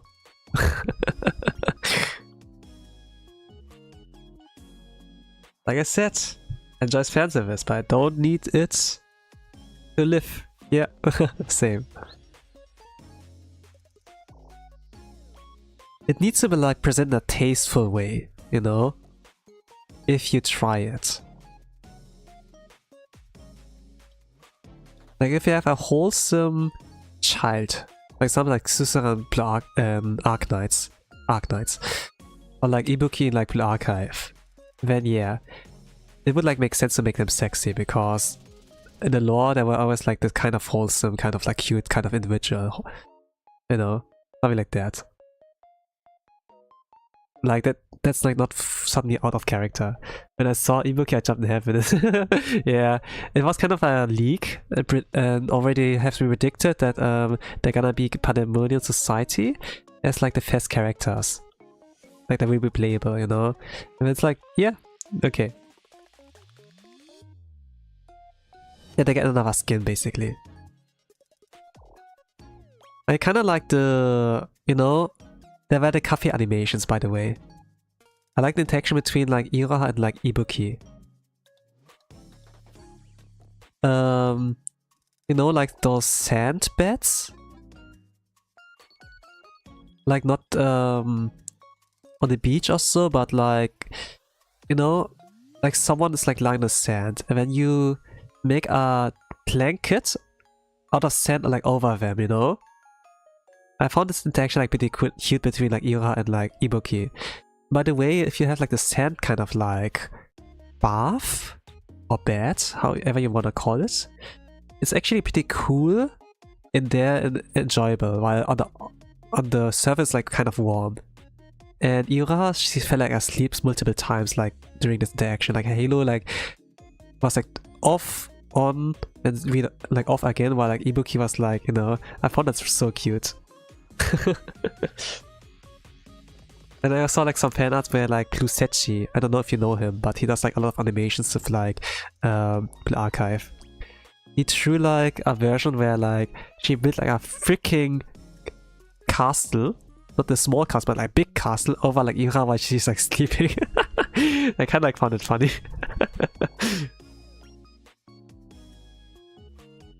Like those kind of silly and wholesome stuff, you know. Yeah, I love me some fluff and enjoyment and like my military game with like anime girls and guns, you know.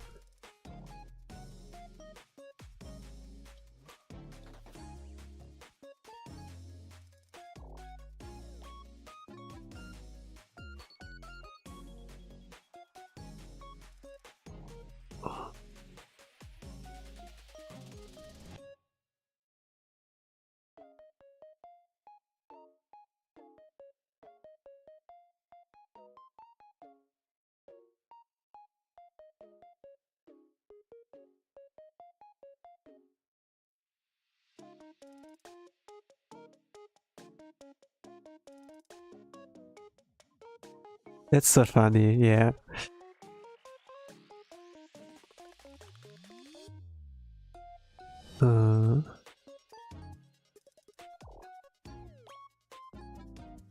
But I always enjoy like with those archive live streams, you know, JP live streams, is that the fan art that comes out of that. Of course, there will be merch and everything, and they announce like characters in the outfits also, like with the collabs with like some stores, for example, or like companies. But when also like new playable characters, fan art. I really enjoy like that kind of aspect, like in that.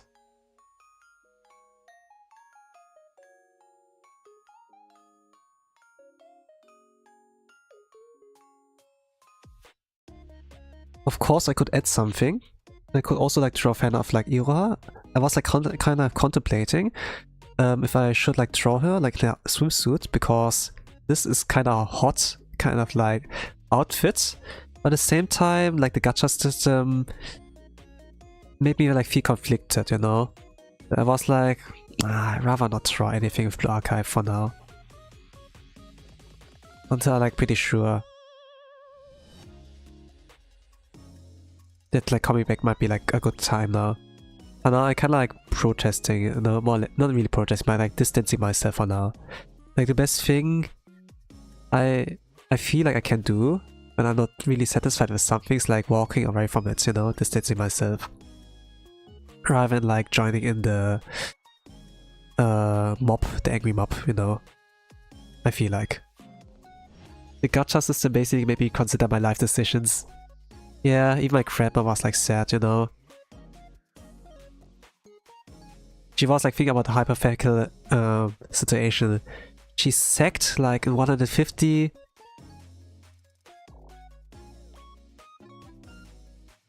like Rena, but then couldn't like get in 50 pulls like Konoka, for example. Like a doubled banner in a situation. It gave her a heart attack. The grandma had like trouble.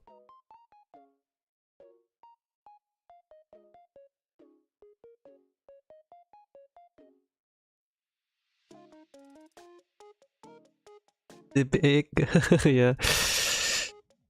Hard situation, yeah. Imagine.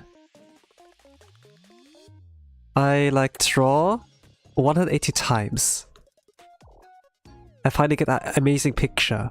Amazing artwork. I get like millions of likes. But then I have to do 200 drawings again to reach the same peak again.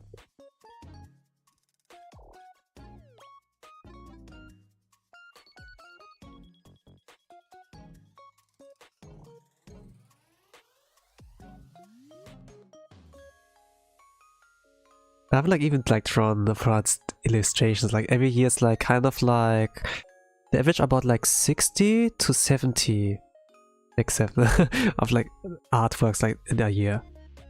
I draw like every week like one time. And I think the year that's like about 48, 50, like 50-ish weeks or so. But sometimes I like draw twice in a week.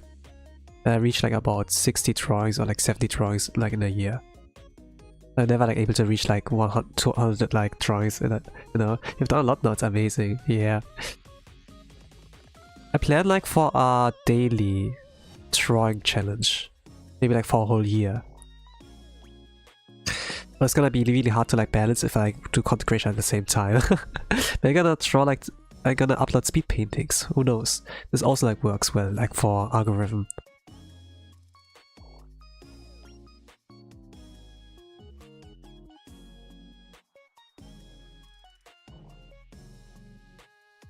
You don't have like necessarily to edit like the hell out of like masterfully created like you know, you don't have like to do like all of that, be like pro editor.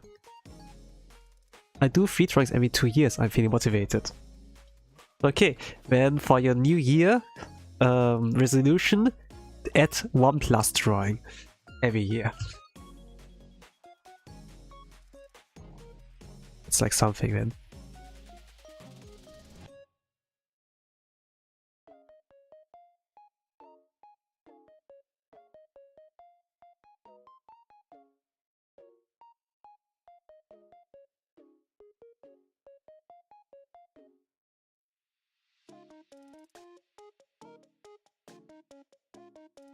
Oh gosh, that's extreme radical. Just one more. One more drawing. One more drawing.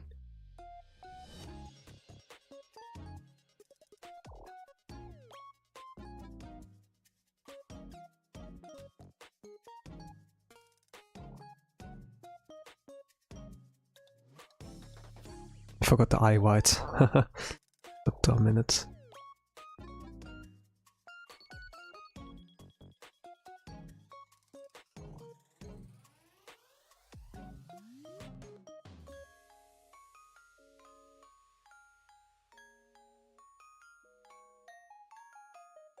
Gosh, I die, but I give my best. Dr. Bayo. You can do it with the power of friendship. I'm here to cheer you on if you do it. Know you're the chosen one. Whatever happens, know that you're the chosen one. You've been chosen for this wonderful task of like drawing something amazing. Amazing!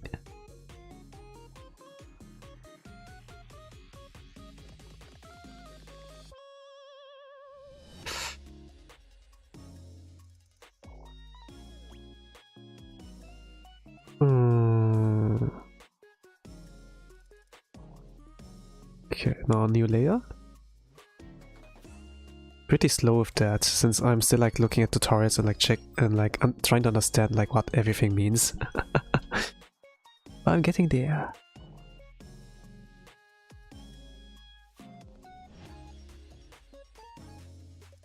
Saturated colors. I do not understand quite, but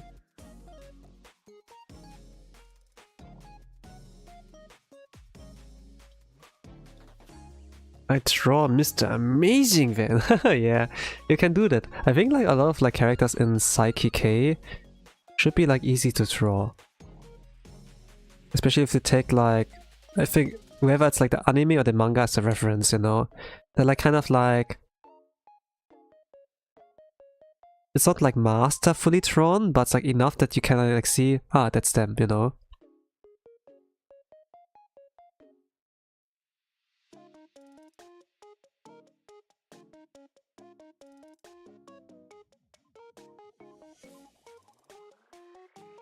Oh shit.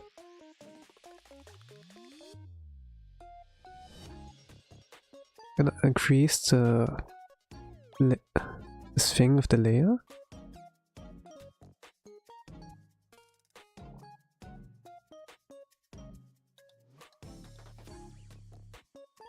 Make it more visible. I can exactly see where the borders are.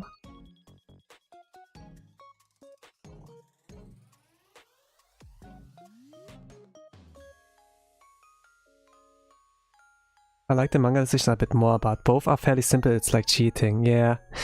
And then it's not a high bar to beat actually to make it like better than the original. Or even like adding your own touch to it, you know, something like that. I feel like it would be also fairly simple for me to like to draw any character in Psyche K. Nendo would be like interesting to draw, you know, because he has like this double chin and like he looks like Rami Koizo, whatever, I don't know, like this kind of like dumbass.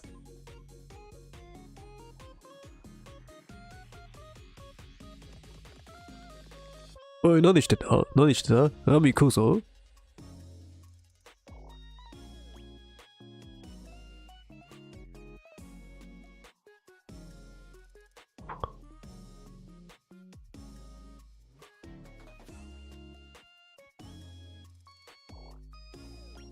I draw a realistic Nendo, yeah. I saw already like fan of a realistic Nendo. It kind of looked like dope, but it seemed like kind of like funny, you know. It's kind of like this meme of like Hunter x Hunter, you know, like where Leorio looked like so, like more serious and badass, you know. And then there's like a lot of cash of like Nintendo when you like no, Disney when you sell your firstborn child, so you can add like Kingdom Hearts to like the Smash Bros or whatever.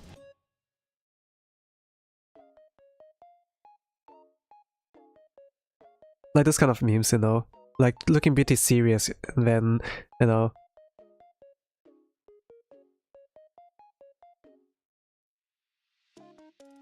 I never really got it like with the selling your firstborn child, but now it's kind of like as I get older, it's like, you know, as I gain like more spice of life and experience, it's like ah, I see how ass it would be, you know. Like imagine you find someone you really love, Miko for example, you impregnate her, make a child, and then you have to like, sell this firstborn child. This would be messed up, man. Now I get it, you know, as a kid, I never understood that really. What that? What's that? What does it mean? Why would it be so bad? And then yeah, now I get it.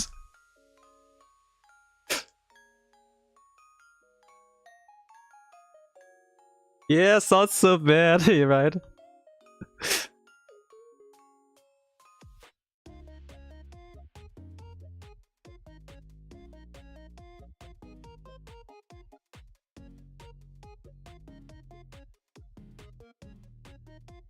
Because like the first child kind of signifies like, you know, a proof that each other like made love, brought some life into the world. We're like ready to like take responsibility of like such a cute child. Oh, there's a baby. Oh, let's take care of it. And then that's our child now. You know, you have a contract with us, and it's like, no, don't take away a child. And then yeah, whatever.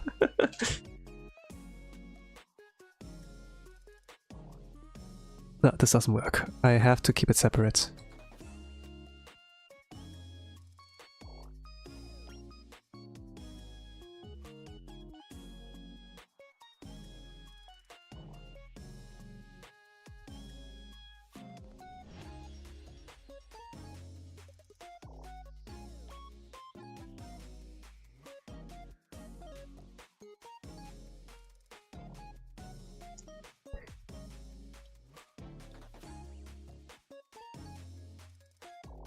It's like an eventual future, you know, but it's still like something.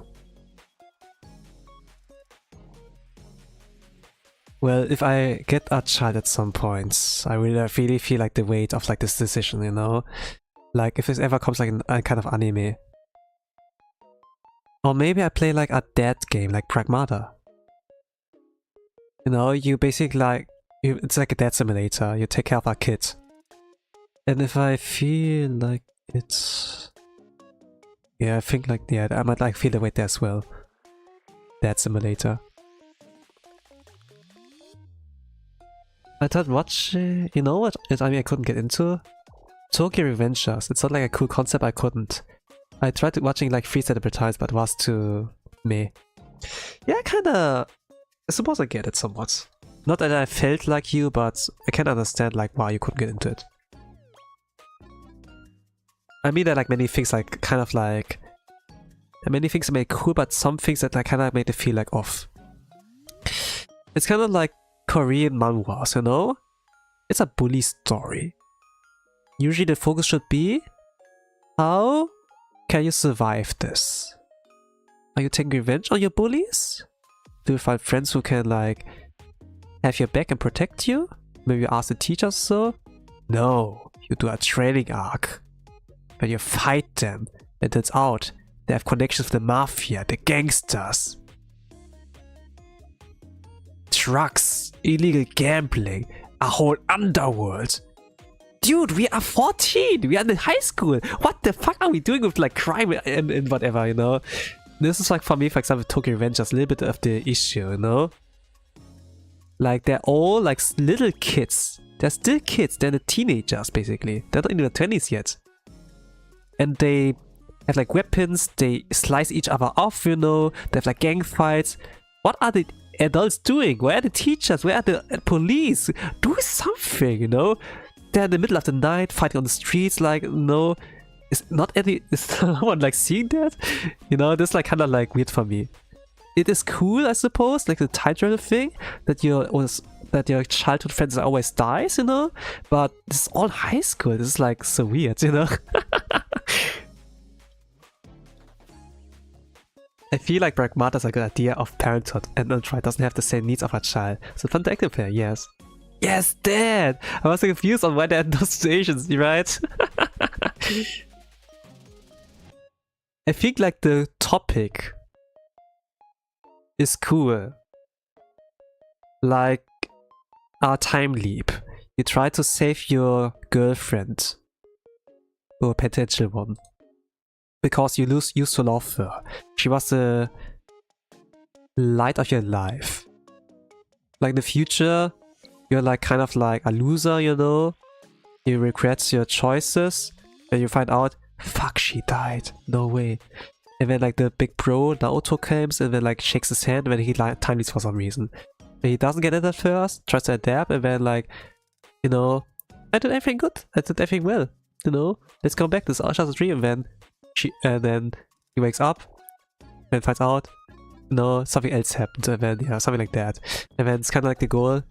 Maybe I should like try to save her. Naoto also taught me the kind of like timely whatever. And like the kind of direction was like kind of confusing, but the kind of like setting is kind of interesting. But it's just like weird that all like happened in high school, you know? The kind of turning point, and like the turn is all like into like underworld gangster beating each other up like thing. I think like at season 2 you can kind of stop watching and then call that day. I didn't continue afterwards. I didn't even like try to read the manga, so the thing is like it like continues further. Then there's another time leap also, something like that. And you really could have ended at a happy ending, you know, that main character and Hinata become married, everyone's happy after, the end, you know? But I think like the company got like too greedy, the publishers, and be like, keep making the story out, we make money, you know? And then yeah. And then it's like kind of half-ass, I suppose, afterwards. Because I think this was a good ending, no way you can top that, you know? You can't like bring a bigger, better guy in there. Like you had Kisaki the whole time, you know? Kisaki Nita also, and Teta, Kisaki Teta, yes. And that's enough, you know? You don't need something else, and then they try to add something more. And I think like, there was like, okay, peace out. You know?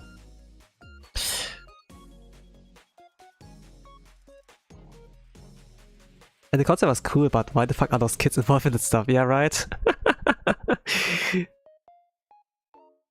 I was confused too. I did ignore it for a bit, you know. I did ignore it. I did watch everything, be like, okay, I'm good now. But if I think about it in the other day, it's still like, you know, if those had been kids, but like, I don't know, if they were like at least a decade older, would make sense a little more.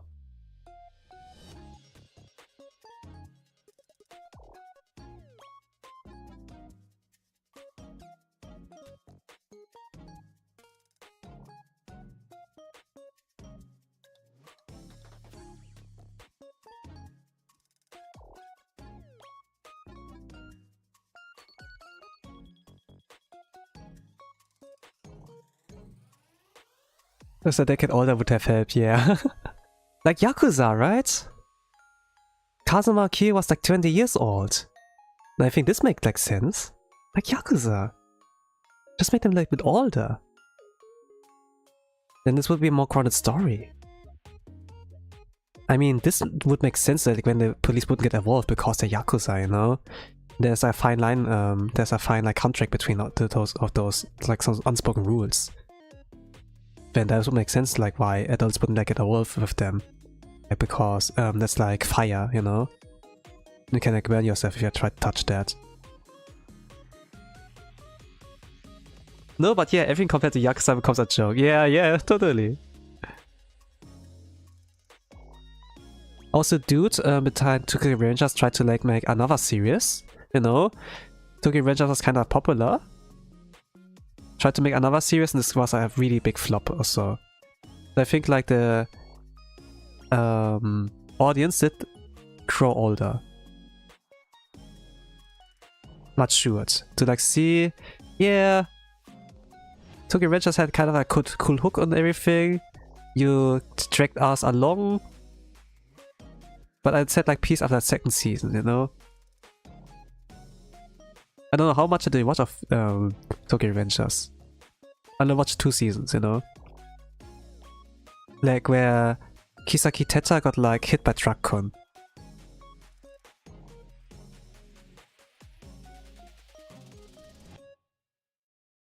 I imagine he has been isekai'd.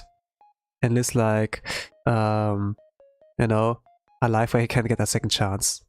I imagine like it's kind of like that. Tachibana! No, but yeah, everything compared to Yakuza, yeah. There's more. I thought there was 1 season. There was 1 season when there's second one or so.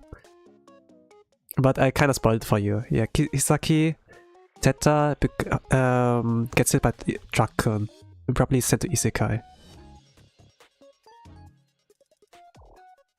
How did he got hit by truck-con?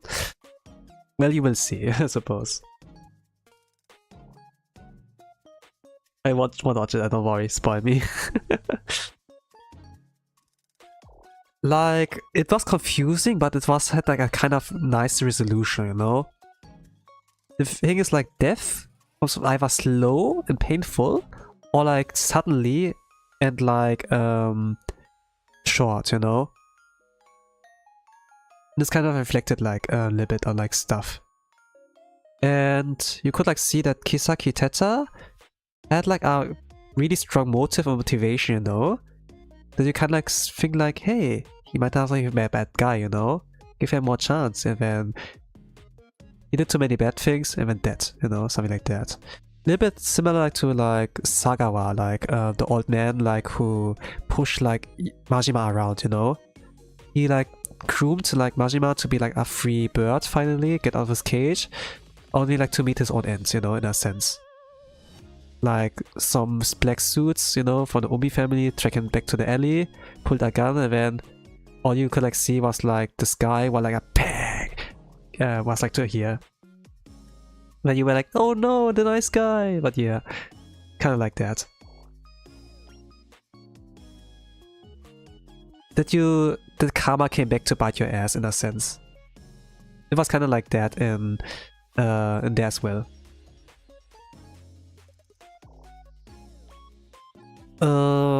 And yeah, there was a backstory and everything. It was like kind of like let's say like it gave a little bit more of insight. Yeah.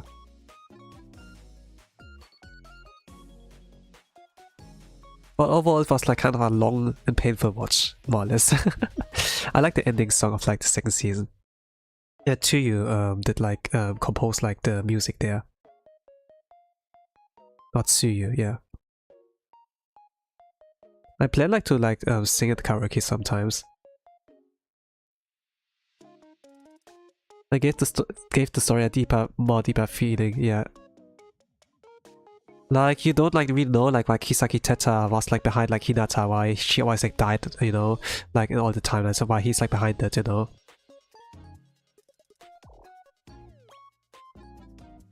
But you could like see his motivation there. It was something of like, There's also something to do with the main character. Like why he's called the hero, Nakemushi hero, you know? Like why he's Hinata's hero in a sense. He was kind of like, in this timeline, he's kind of like weak, you know? He's like conviction, he has like determination, but he can't fight, you know? Something like that. His biggest strength is that he like stands up like after every time like he gets beat, you know? And that sometimes people will be like impressed, holy crap, how can you still stand up? I like beat you to shit, you know? Our like once fall after the first strike, but you still stand up. What's your deal, you know? Something like that. And as a kid, you know, he used to be like the wannabe hero in a sense, you know, like in those tokusatsus or something like that, like those Power Rangers.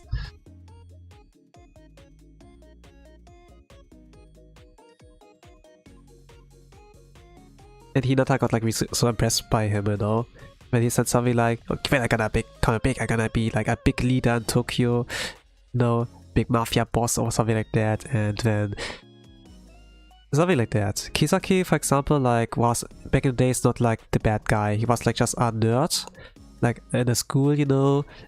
He like practiced, like he studied. He was just a good boy, and Hinata was nice to him. So he was like, I wanna marry her or something like that.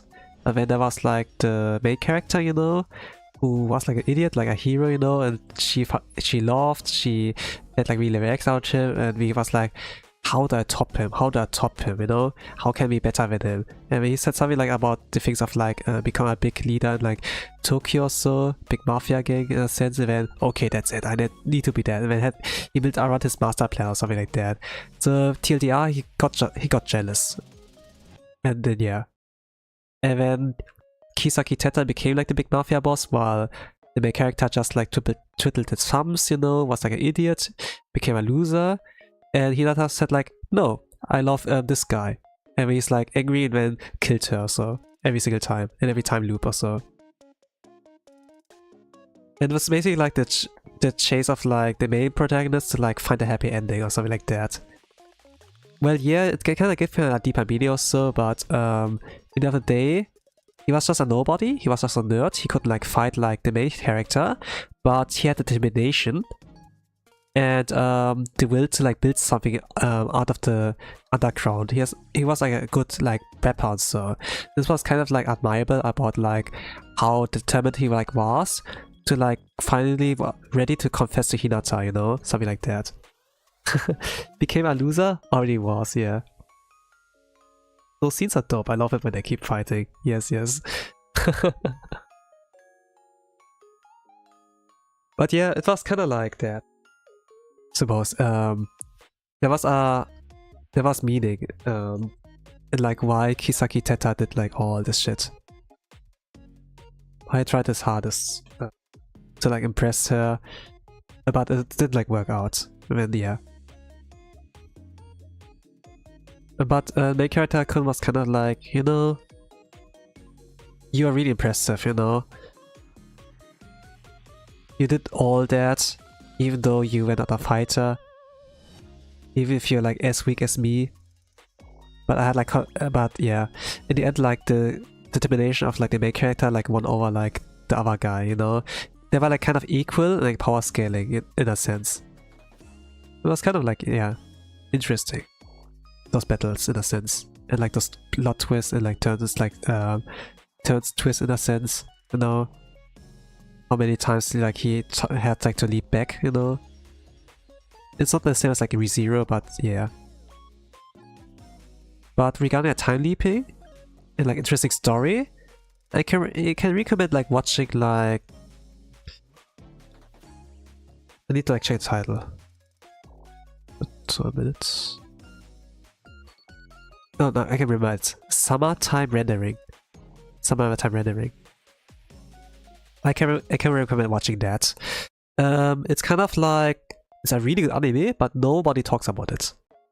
Because it was kind of like streamed on like a really obscure like streaming website or so, like Disney Plus for example. So nobody really like, heard of that. I had to like watch it via Sail the Seven Seas, ahoy!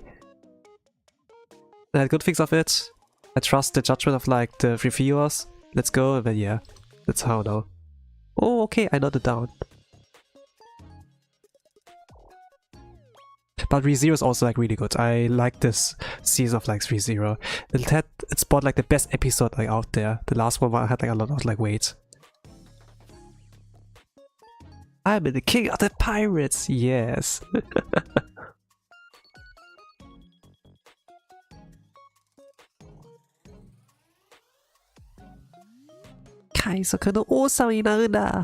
I don't know, like how it was in Japanese. I never like watched the anime Japanese dub of like One Piece so far.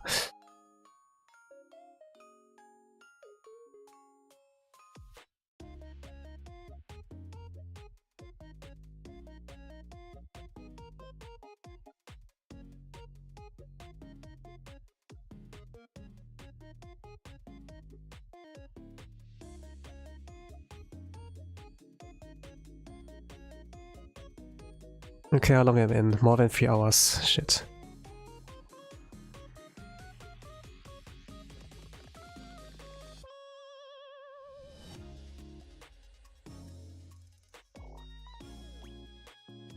You can't say random what's Japanese and I can't believe it. It's not like I can check here.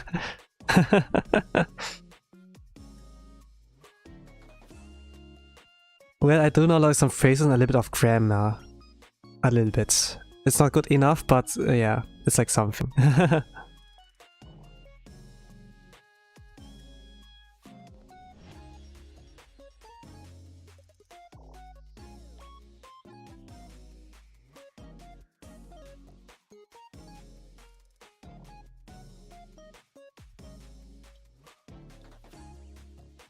Yeah, it's kind of decent. It's like not amazing, but I can like do one more step. One more thing.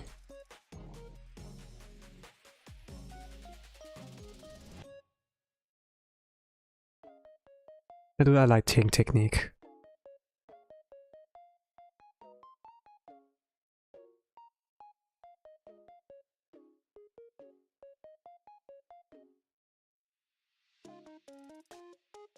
Darker shadows.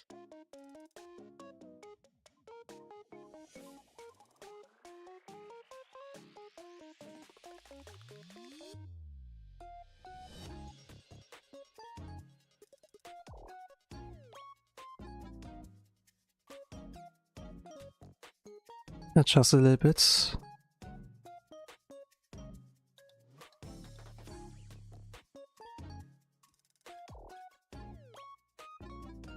Do I remember still how it works? I think I need to check the pins. Yeah, check the pins. It looks cute! Yeah, I mean Tanya's naturally cute.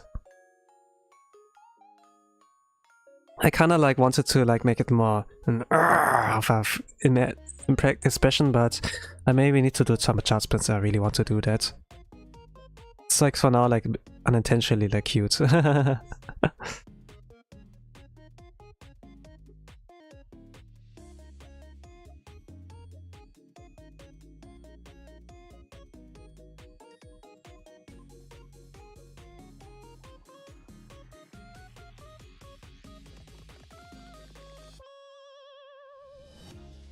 She's such a sweet girl. Yeah, from the outside. She's gonna be the most heinous criminal bastard out there, but she looks like, oh, you're such a cute girl. Yeah, I know, right? Humanity sucks, and you know, something like that.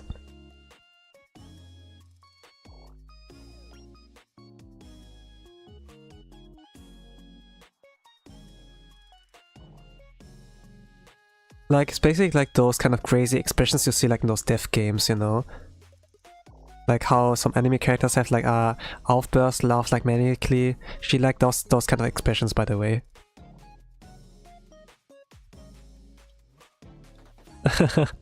But still like, you know, bearable.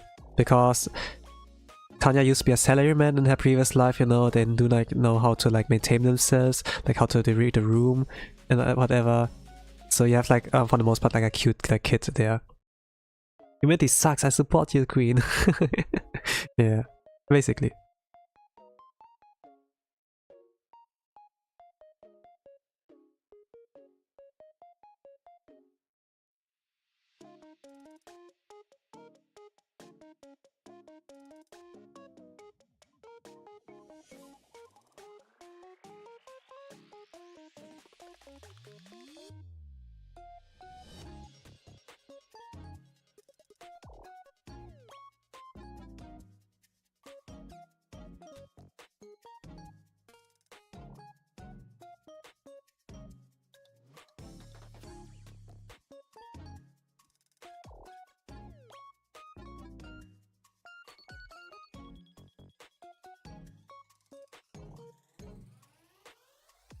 Well, it's not necessarily about humanity sucking, you know. Sometimes she made like cynical kind of like impression on me, but it's like just like about survival and like, okay, how could I raise the ranks? You know, how could I be safety for a long time? You know, and she always carries a gun without around her, you know, in case like Sansa X appears, like gods, you know, like who reincarnated her and like put her in this situation that she could like shoot him, you know. In the kind of sense I was like really thinking Blue Archive, you know. Students in Blue Archive always like carry a gun around with them. And then yeah, it all comes back to Blue Archive. Humanity sucks because we have made Nico real, yeah. Kakegurui Masho, basically. Yeah. What was it? I think like Gerard did this kind of thing. Like I haven't like really watched Kakegurui because I'm a Kaiji fan. I think like Kaiji better than Kakegurui. But I do recognize that as like some kind of like the characters are like better than like Kakegurui. And they're like this Netflix live action or so, that was kind of like funny there. I know like on Gerardus was kind of like Kakegurui Masho or something like that. With this kind of crazy like expressions, something like that, yeah.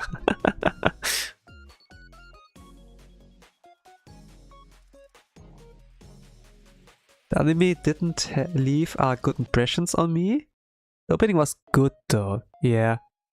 Ah, by the way, do you know Arise, right? Like, from Blue Archive. I think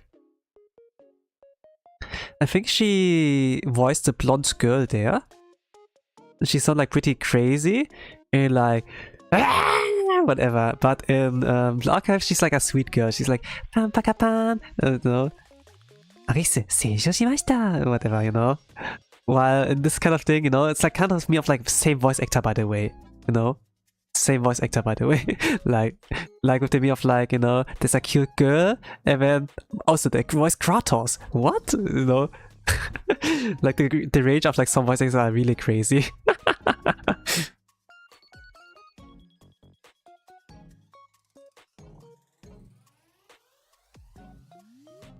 The seiyus are amazing, right? Kratos, yeah.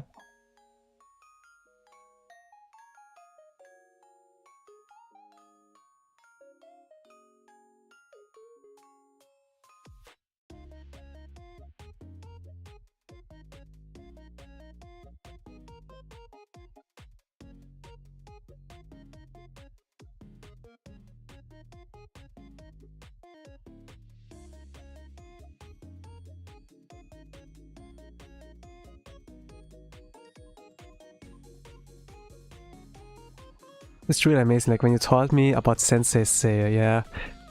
Sensei Seiya voice acted like Arcane Chainsaw Man, you know, that's why there were like some memes of like the con, you know, and then he summons Izuna with that, kicking like someone's ass, you know, like she comes in and kicks someone's face.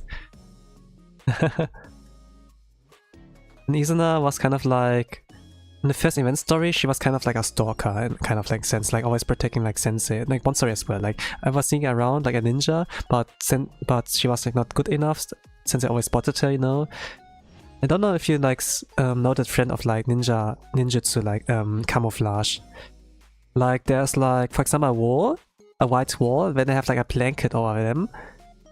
That's also like white. But then you can still see her hands and like her fox ears and like fox hair flailing around, something like that. And it's like, can see you, Izuna. You know, this kind of thing.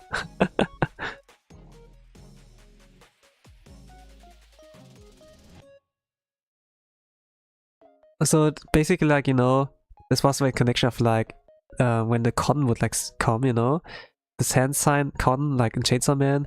When Seiya does that, he summons Izuna. And you know, something like that. I saw like fan art of that. And by the way, same voice actor. Also, this is kind of like the kind of joke. Yeah. And also, yeah, Shogo, Sakata Shogo, he did cross-dress. Like, I don't know. It was kind of like this kind of like meme with the black bar above the eyes, you know?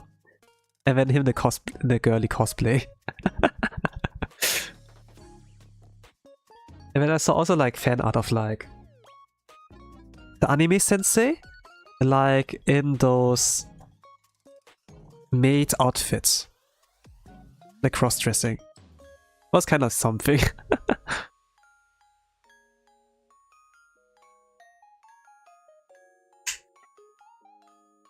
Now tell me more. I mean, you can Google it, I think.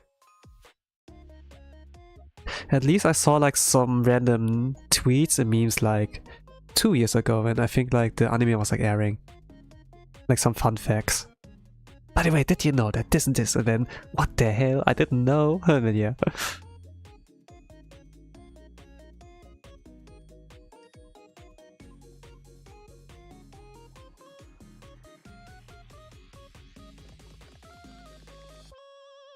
That's dope, yeah.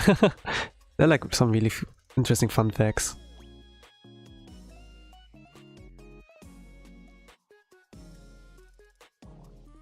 Not sure like if I have to make it brighter or like darker.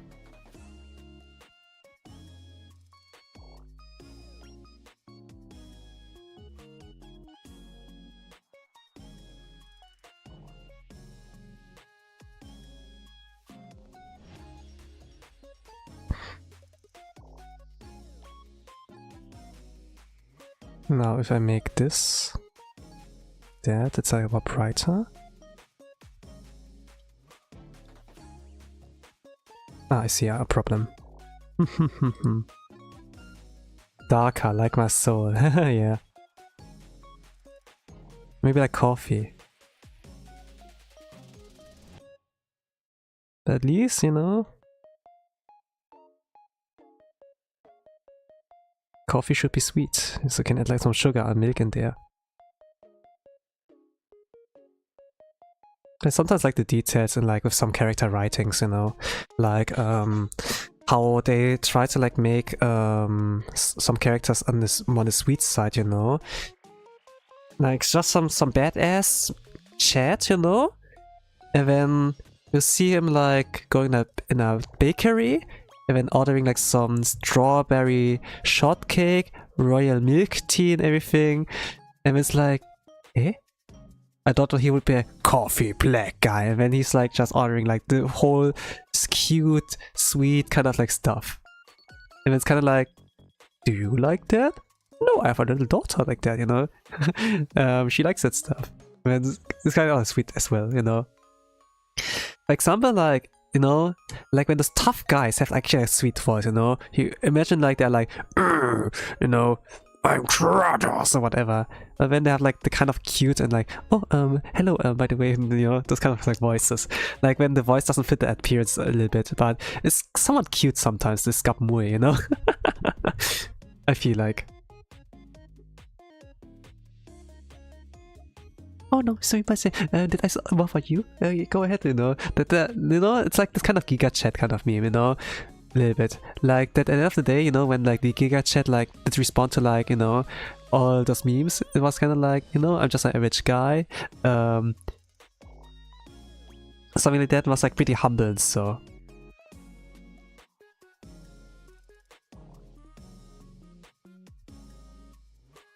for example, like, I don't know if you like heard of like Vicky and the Vikings. This was kind of like a German kids show, but it was like something that inspired like Eiichiro Oda, the author of like the mangaka of One Piece, to also like make One Piece. And there's like this kid is like pretty smart, you know. He helps like the Vikings like out. But there were also like the live action of like that, and there were also like similar kind of dudes, you know, like in this archetype that they look pretty badass, pretty like strong, but when they speak they sound pretty cute. I don't know. It doesn't ring a bell, but that's cool. Yeah. I think like in the first volume or second volume, if we like bought the physical ones, they're like this kind of like afterwards thingy, you know? Like after the chapter over, they sometimes do like extra doodles or like some at least some trivia. I can remember like for Gintama, for example, that the author would like have like a essay there, you know, for example, sometimes. And it's a little bit of fun facts here and there. You don't really see that if you like pirate them, like read them online, because it's like probably like from the online weekly Shonen Jump, not like from the physical tankobons, like the volumes, you know. But they have like some interesting information, you know, sometimes.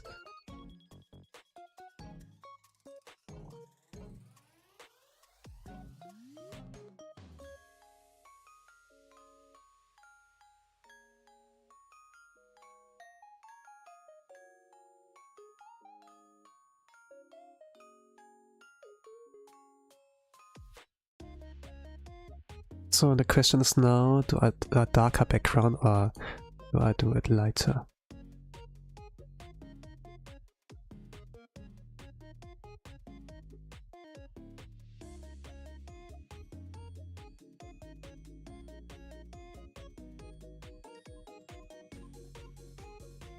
Yeah, so like this is good.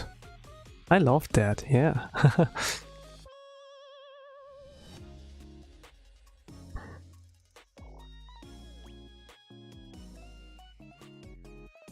I think I'll leave it at that, it's good enough.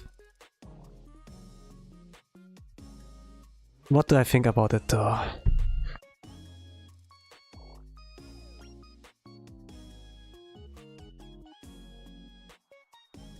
I'm gonna rate this high 7.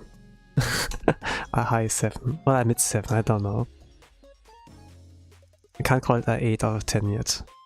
That's like kind of decent so far.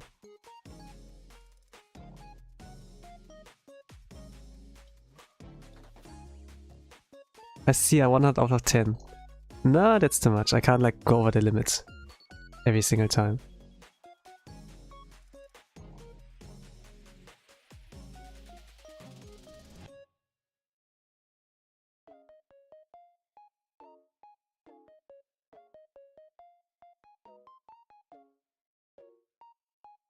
But yeah, my plan on like the expression was really like something more thing like, I don't know if I can make a sketch of that, but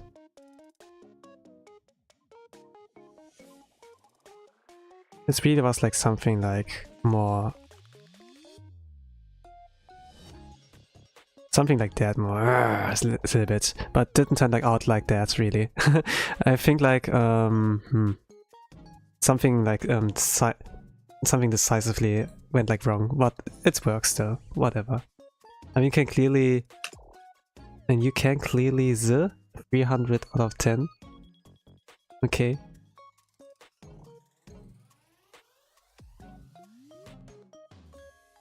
But okay, I'm gonna call it for now. This has been a little bit too long. I just wanted a 3 hour at max, but yeah. In any case, thank you for watching. Have a nice rest of the day, evening, good night. Times on the world you are, and I'm gonna say bye bye.